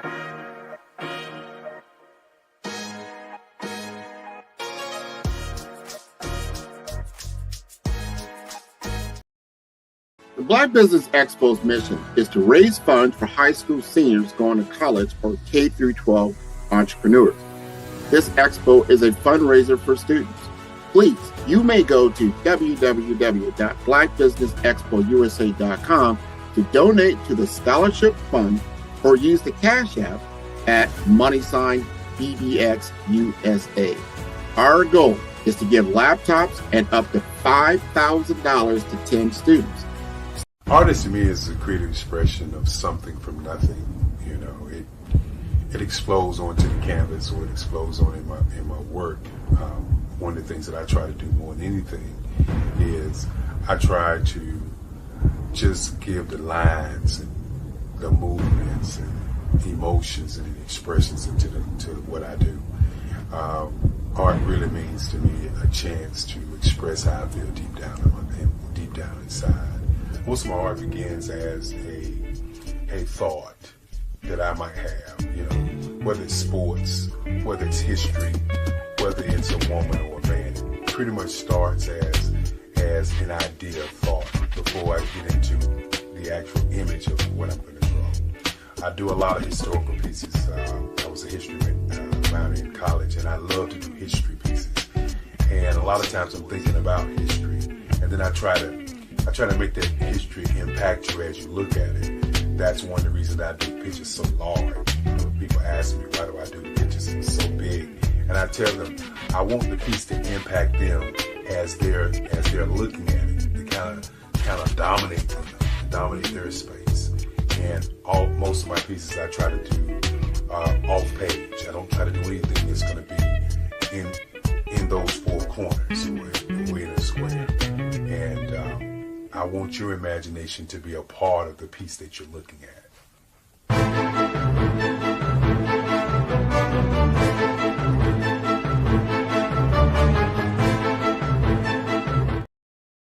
I was born in a little village on the island of Haiti.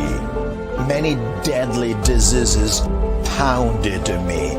It is as if they were on a mission to end my existence on this earth. I refused to give up. In 1983, I left Haiti and came to the United States of America. And I came with $5, 2 shirts. I didn't speak any English. I came to Atlanta. I got a job. I was a doorman. I was a doorman with a dream. What I used to come on stage. I'd rehearse this moment that I'm standing in front of you. That's the power of a dream. Maybe today is the day you begin acting as if you already have it. And then step out with full force. Take a risk.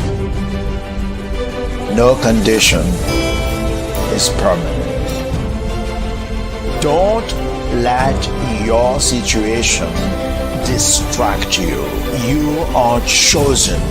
You are called. You are born for a purpose in this life.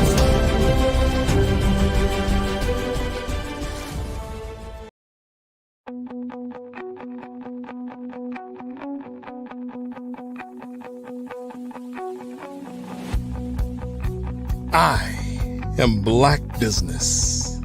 From the moment I wake until the time I sleep. Yes, I am Black Business. I am Black Business. Tell me, are you Black Business? I am Black Business. Do you support Black businesses? Listen, I support Black business because I am Black Business.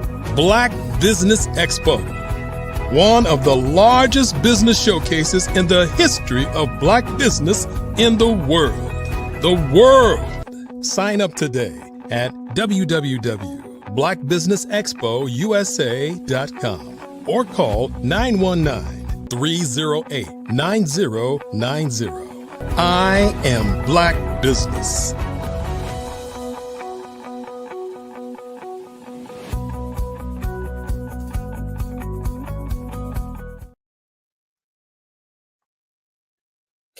Good day, business owners, entrepreneurs, thought leaders, corporations.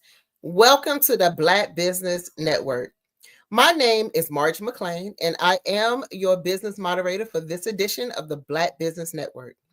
The Black Business Network is a 24-hour network showcasing Black businesses, business owners, entrepreneurs, and thought leaders worldwide. We have speakers from North Carolina, London, Singapore, Africa, Japan, and cities all over the United States. The Black Business Network is a global community sharing its business knowledge to empower, inspire, and educate businesses about business. Today, we have Caroline Bookman, a dedicated life insurance and health and wellness advocate from Louisiana. As a proud mother and grandmother, she was inspired to help families secure their future after witnessing the financial burden of end-of-life planning. Now she's on a mission to provide peace of mind through financial security and healthier living. I present to you Ms. Caroline Bookman. Good Hello. afternoon. Bookman. Hi, how are you? I'm doing wonderful. Tell us a little bit about yourself. I am Caroline Bookman. I am the owner of a franchise business, Euphoric, and I am a mother of two and a grandmother of 5 boys and my first granddaughter, which is a month old. I'm originally from Keachai, Louisiana. I don't know, nobody knows where that is. And I have a business also that we take care of individuals with mental and physical disabilities. And and I live in Houston. Okay, good. Yes, Houston. ma'am. All right. Well, tell us what inspired you to enter the life insurance industry, and how has this personal experience shaped your mission? Well, what inspired me to get into the life insurance business is because I volunteered at a funeral home. And volunteering at the funeral home, I saw individuals come in with money, no money, and just left with basically in tears. And so, and then some, would have the GoFundMe. But when individuals didn't understand the pricing of funerals, it was devastating. So that meant that person wouldn't be having a decent burial until maybe 2 to 3 weeks later, or even a month later. And so, for me to get into the insurance business, to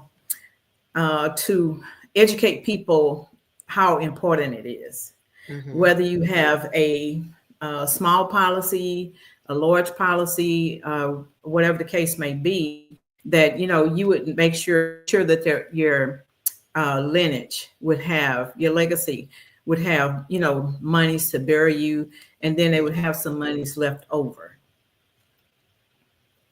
That's very important. We all have, majority of us have those stories. And I think it's very important. I think after my aunt passed, that was one of the things that I was like, hey, this is very, very important about, just trying to find ways of burying her properly. And just like you said, hearing those stories, it had me thinking about even becoming a life insurance agent, just to be able to come out and give education to our community. Many families struggle with that financial planning for the end of life services. What are the most common misconceptions about life insurance? Some people think that it's a scam.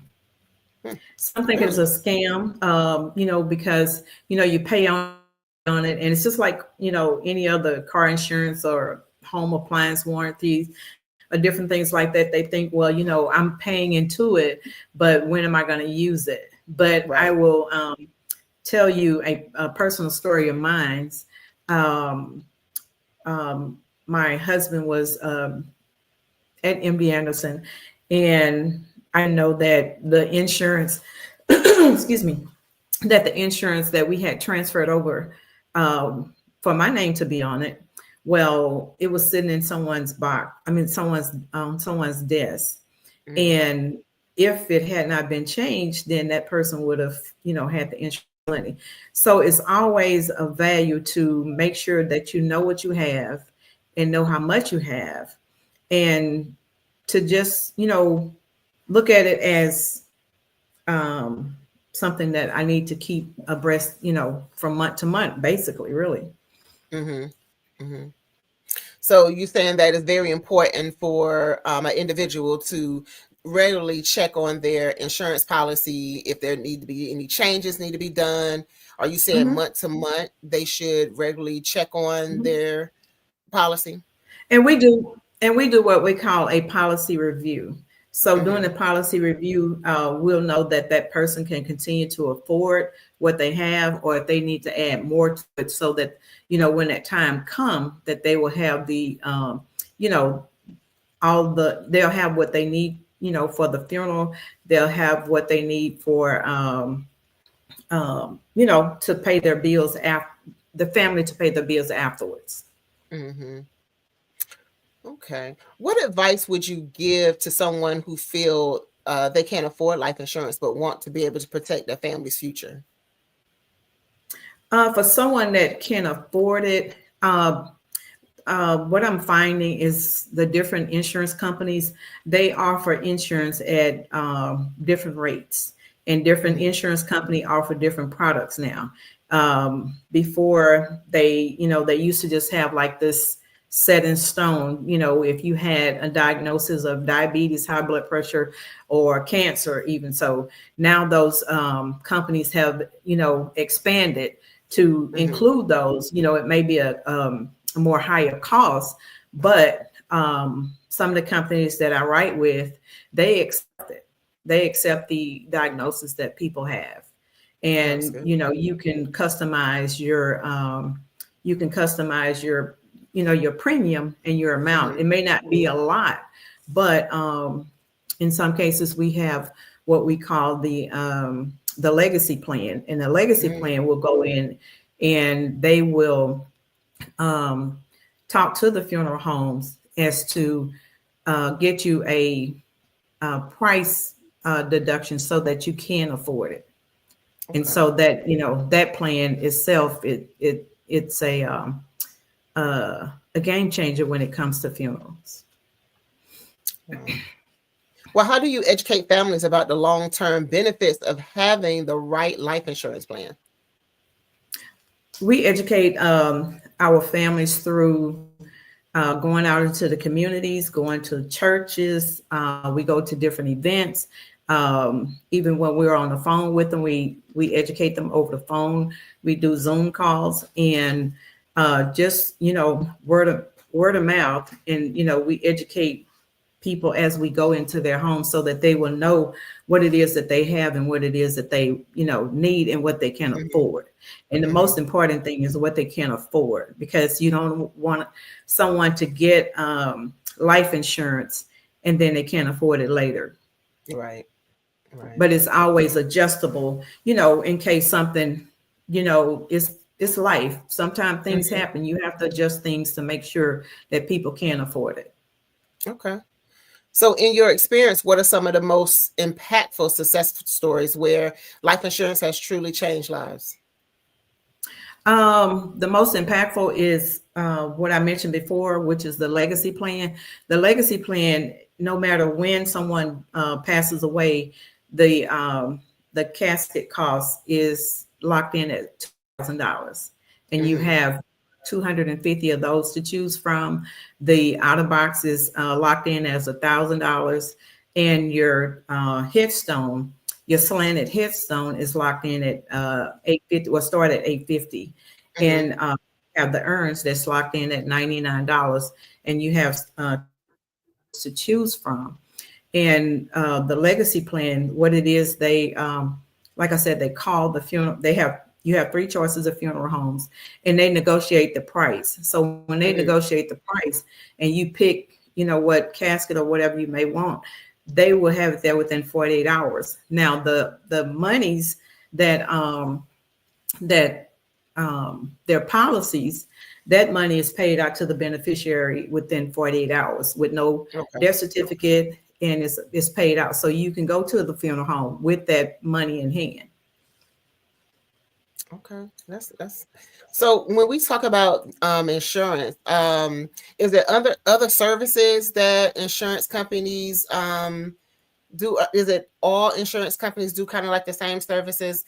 One of the things I think about my insurance plan, they have a service where they will assist families with planning the funeral.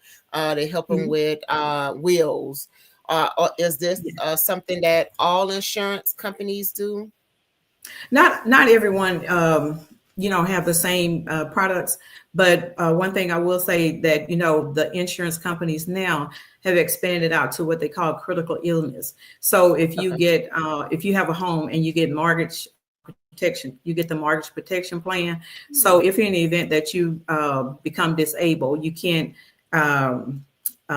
perform 2 of your ADLs, which are your activities of daily living, then you could take a portion of that insurance and pay for someone to help you, and you'll still have monies left over, for your life insurance.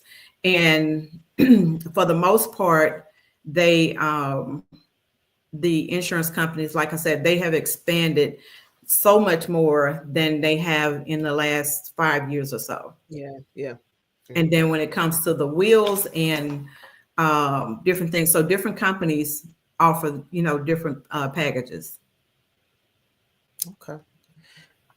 You're passionate about helping others in their healthy lifestyles. What are some small but powerful changes that people have made today or making today? What people in the health and wellness, people are making changes in their mental. I know mental health is a big big thing, especially not just in the geriatrics and but the children now. Being a former CPS foster home mom, I saw children be put on all different kind of medications and things of the sort. But some judges didn't allow those kids to be put on that. So in the health and wellness, we have a brain IQ, and that brain IQ helps people with their mental and brain fogs and different things like that. And I'll give you my testimony. I'm not making any medical claims, but last month I had COVID, and I was telling my auntie, I said, I feel as though, I'm just, something is wrong. So I was just wanting to lay around and things like that. But the brain IQ that I offer in the health and wellness, it helped me with my memory lapse.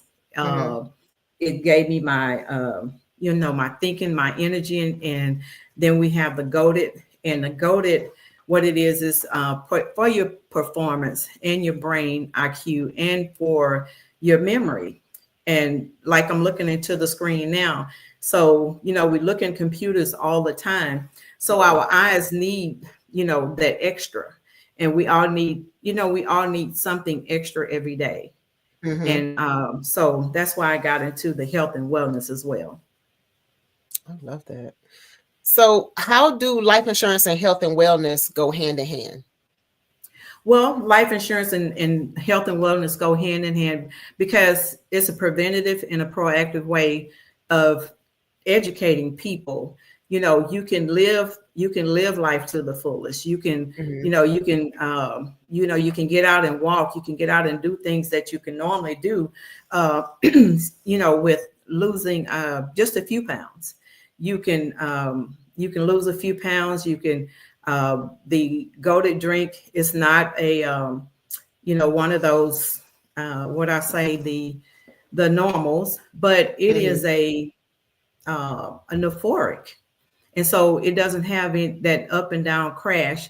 And so, and with putting the two together is educating people that you can do better with life, putting the right things into your body, and then getting making sure that your family is covered, even through the health and wellness, all the way through to life insurance. So it's a thing of what's important to you. What's important to you, what's important to your family. I think that's very important because, when we think about health and wellness, we do majority of the time think about mental health, but we have to also think about the whole body, the body as a whole. What are we putting in our bodies that is not helping?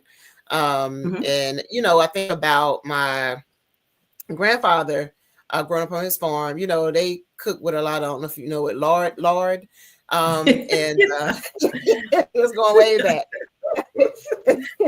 So they cook with a lot of lard back in those days. And, we know now that it's unhealthy. But one of the things I do know about my grandfather, he wasn't one to use the more the technology when it comes to farming. He was still doing, a mule. So he was working and moving and things. And so we have to do the same thing. We're not moving as much because I sometimes I think about like, well, why wasn't they passing and having heart attacks and things as large scale as we are now? And it's because we're not moving as much as we used to. So, I'm looking at, well, my organization is doing a health fair February 15th. And one of the things we're going to have in that is movement. We'll have someone doing a little Zumba, chair yoga, line dancing, having fun, line dancing, showing that you can move, have fun, but you still are working out at the same time. And I'll tell you this: my dad just turned 84. My mother, she turned 86. My biological mom just turned 79. And so, my dad, he grows his own garden and shares with everybody. And my grandparents did the same thing, because you had an assignment. You either picked okra on one day or you picked strawberries on one day. But going back to the basics, where people think that, you're supposed to eat you can cook with the Lord and all that kind of stuff. So when you hand someone something with, no meat in it, or you give them something with smoked turkey in it, well, where's the ham hocks and stuff? That's something of old for myself, because we ate that, and not to knock anybody or whatever, but pork, I can't even stand to smell it cooked, so I know that I can't use it. But when I and especially when I turned 60 last year, chasing after the grandkids and not chasing after them, but taking them to school and different things like that. You have to have your mindset right. You have to have the energy to do things, and the energy to do things is to want to get out and get outside. And the snow drew more people outside than ever here in Houston. Because that's something out of the norm. But everyday life, we're to get up and do something different towards our mind, especially our mindset. And our mindset that's what takes us to that next level, is to get us moving. Right. Yeah. Well, I would say I was trying to figure out how in the world did Houston get more snow than Fayetteville, North Carolina. I just didn't understand. But yeah, you look like I was having a good time down there with the snow. Well, my grandson, he said, well, I want to go to Denver because it's always snowing there. And when it snowed here, they had the most wonderful time. They didn't want to come inside. I know they did. Well, many people put their health on the back burner, something that we was just talking about, due to our busy schedules. What are your top tips for prioritizing wellness in a daily life? The top tips are, to me,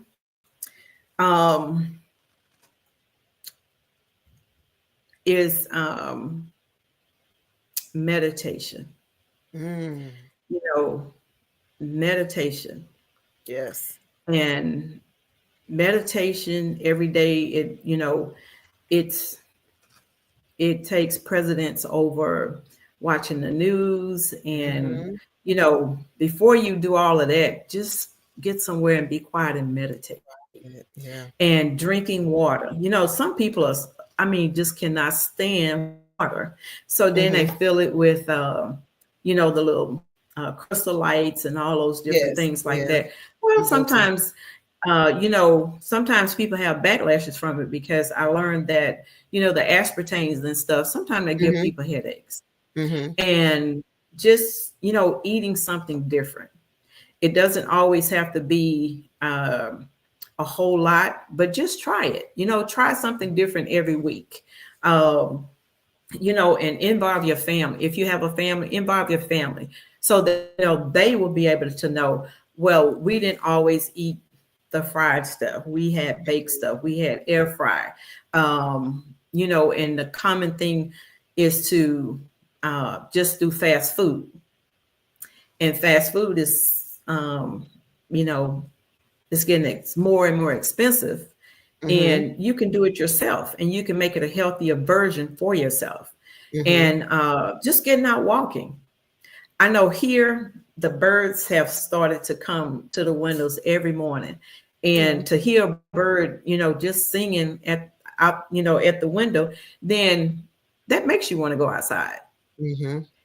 And I know for myself, I purchased a treadmill, Okay. and I guess it wasn't for me, so it never worked. So I had to get outside. And I text the company back and forth, and we almost had it out over a text message, but I guess they won because they never said, they didn't send the part, they didn't send my money back. But getting outside and just breathing in the fresh air, it works. It helps you to reset your mind. You get to hear the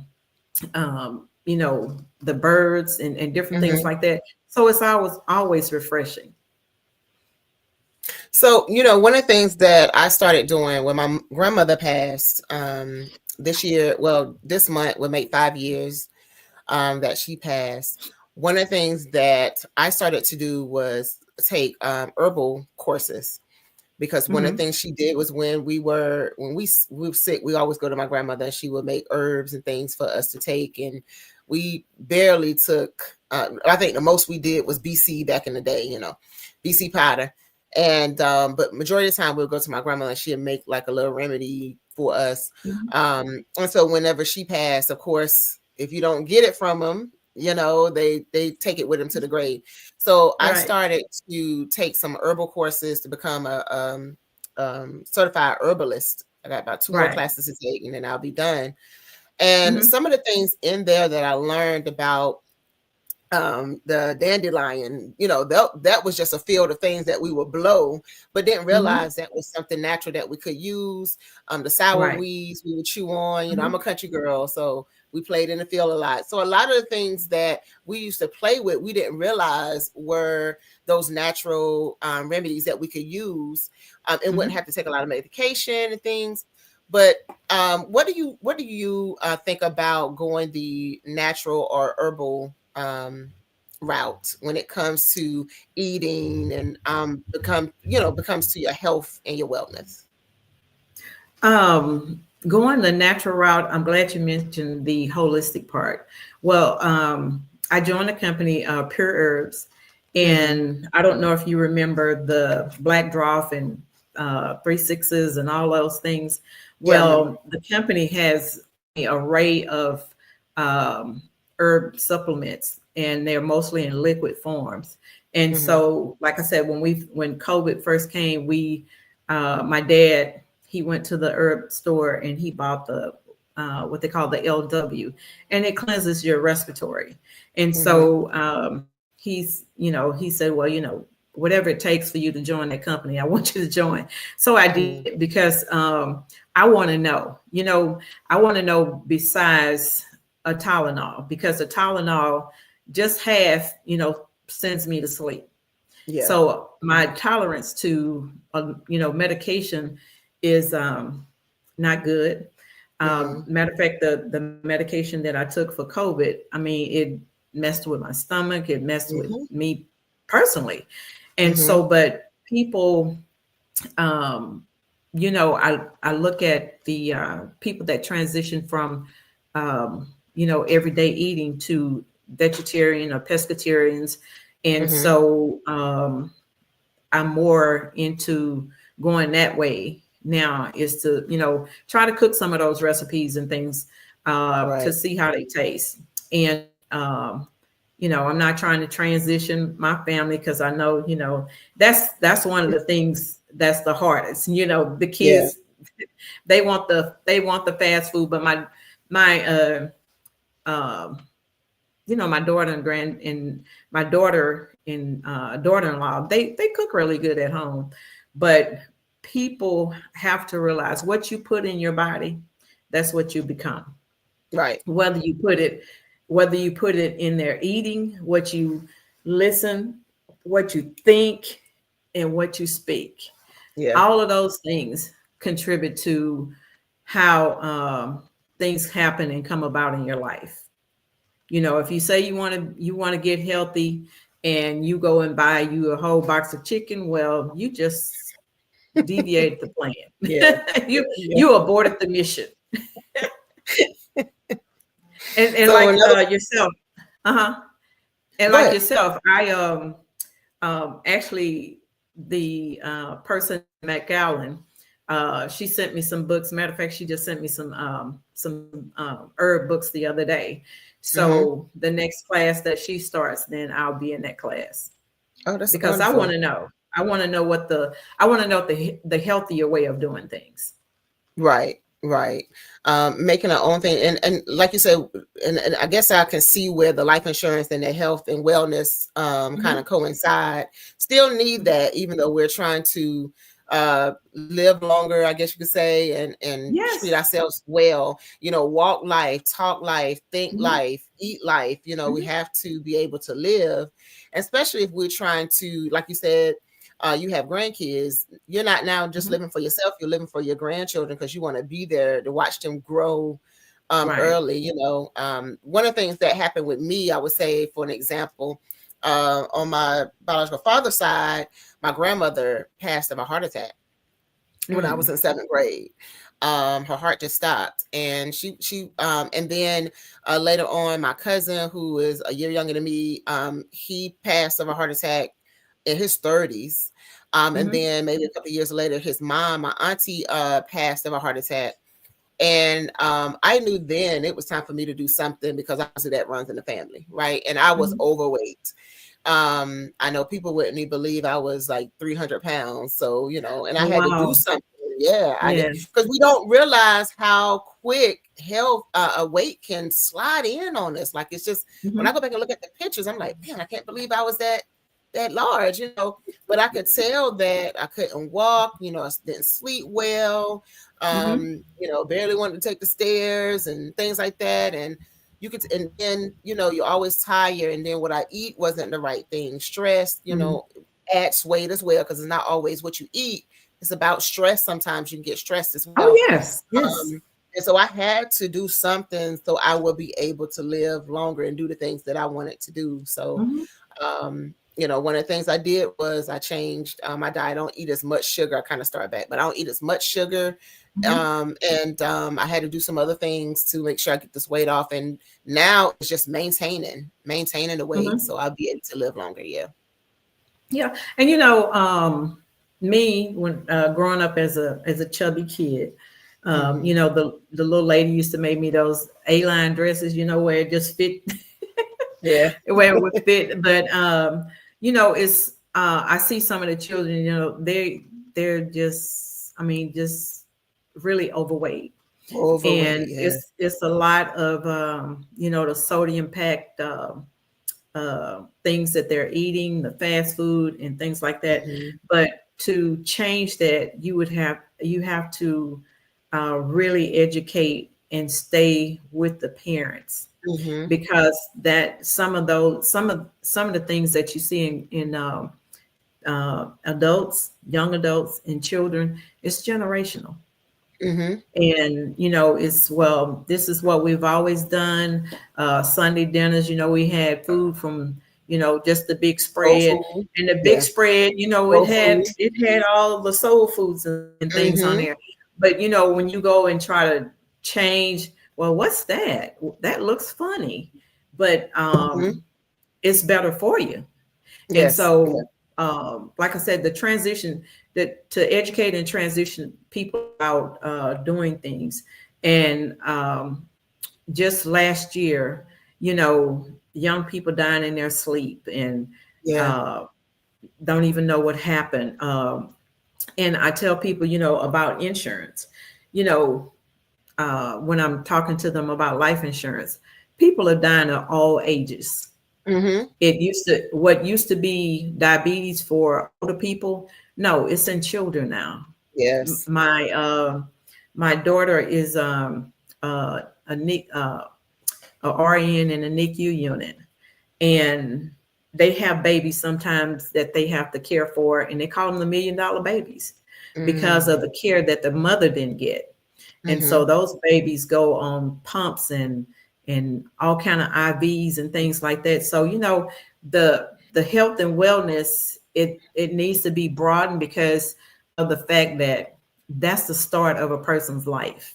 Yes. Or if they're already, young or adult or whatever, and they don't have that education, then generationally, they're going to follow in the footsteps of those people that, that the parents and grandparents and forefathers did.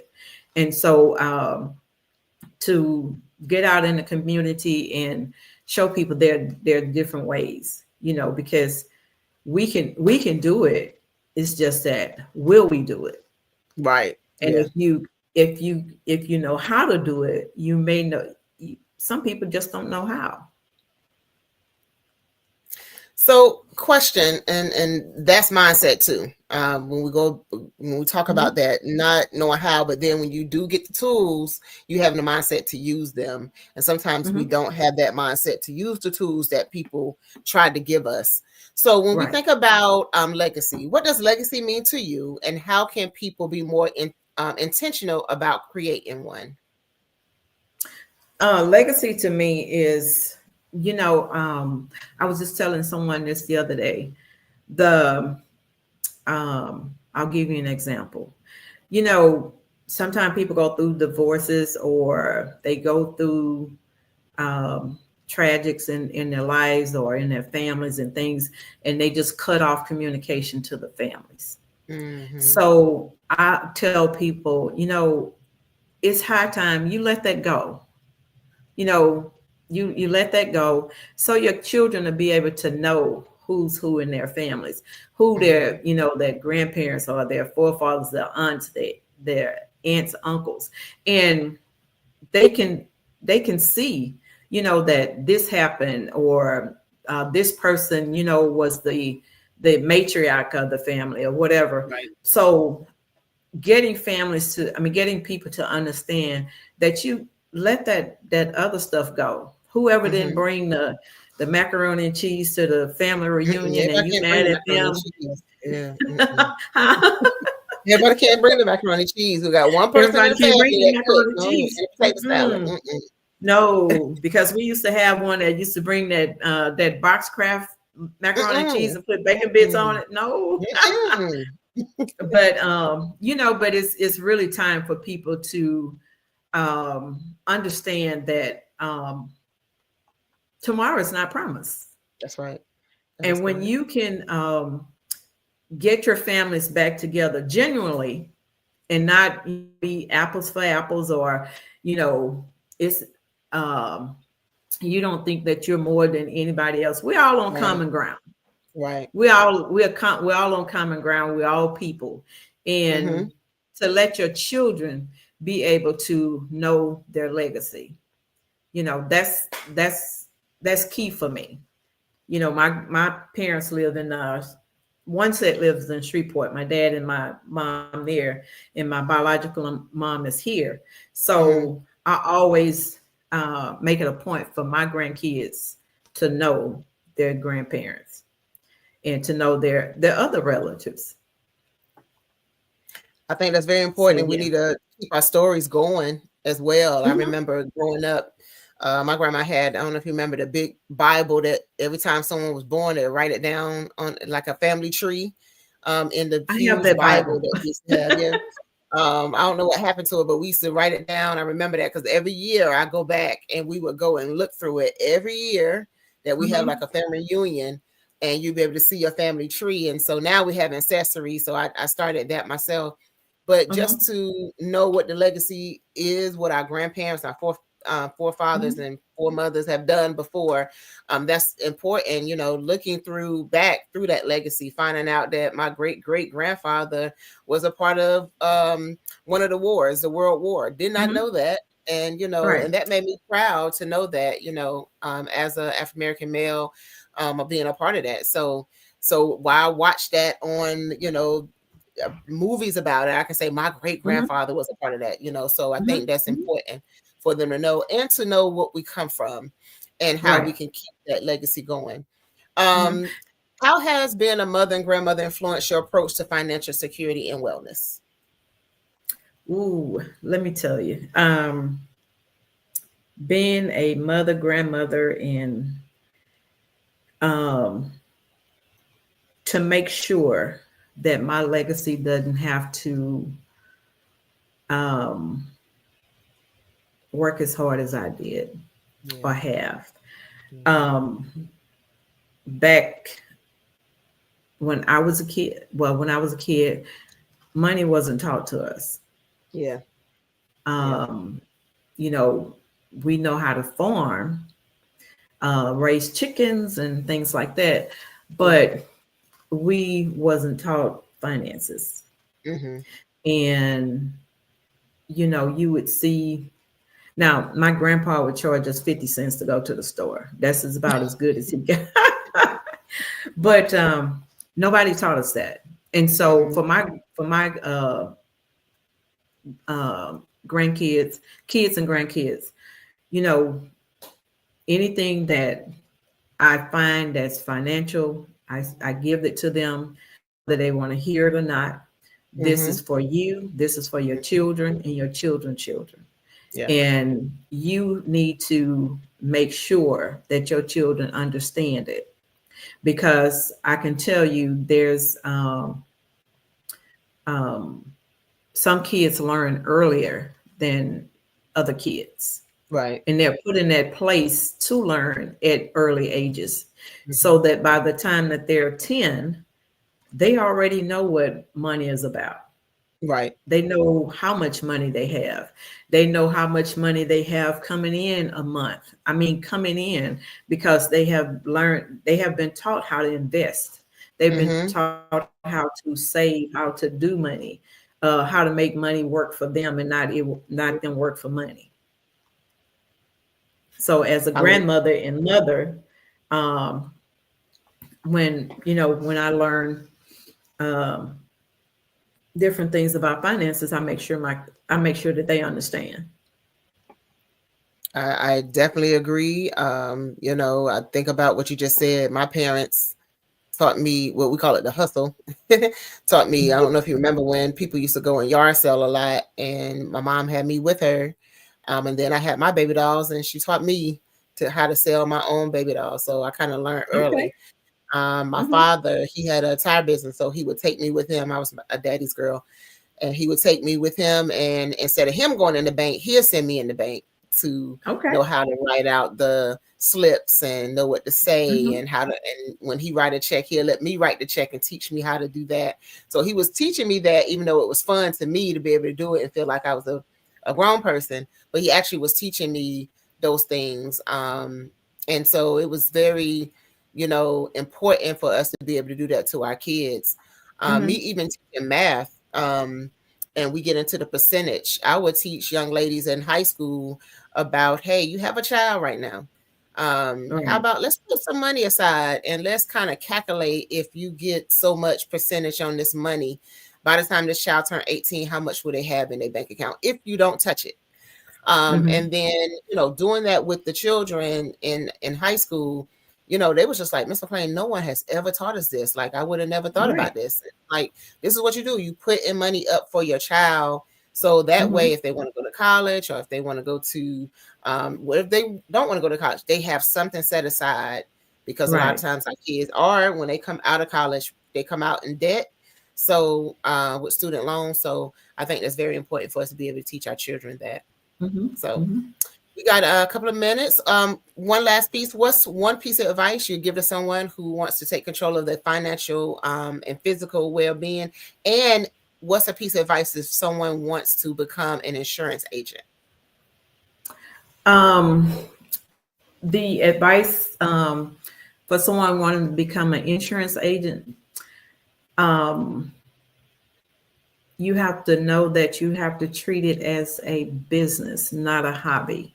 What I mean by that is treating it as a business. You have people information, and you have to secure that information as a business. And you always want to educate yourself to educate others. And make sure that people understand. And for the other question you was asking me. Yes. How do you help someone to take charge of their financial well-being and physical well-being? Their financial well-being is know where your money is going. Track your money, know where your money is going. Don't spend it all just because it's coming in doesn't mean you have to spend it on everything, because in business, you always have to account that you have business expenses, you have overheads of some type.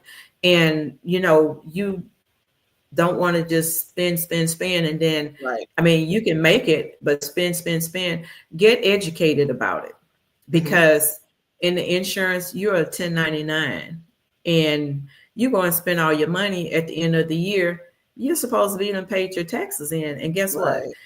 You have to pay $15,000 worth of taxes, and you don't have that money. Uncle Sam wants his money. And so for the health and wellness, you know, keeping my why I even started the business is because I want to make sure people proactively and know that there's preventative ways of being healthy and doing things better for themselves than they have been or have taught or learned, or, you know, someone just being around their environment. That's it. And so thank you. Okay. We got to get ready to go to a commercial, but thank you for coming on. And can you tell us how we can get in contact with you real quick? Yes, it's cbookman.euphoric, that's UFOREK.com for the health and wellness. For the insurance, you can call me at 281-744-2029 or email me at bookman, BOOKMANC64@gmail.com. Thank you, Ms. Bookman. I appreciate you coming on. I appreciate you all having me. Yes, Thank you. Genius's comment, and we'll see you on the other side. All right. Thank you so much.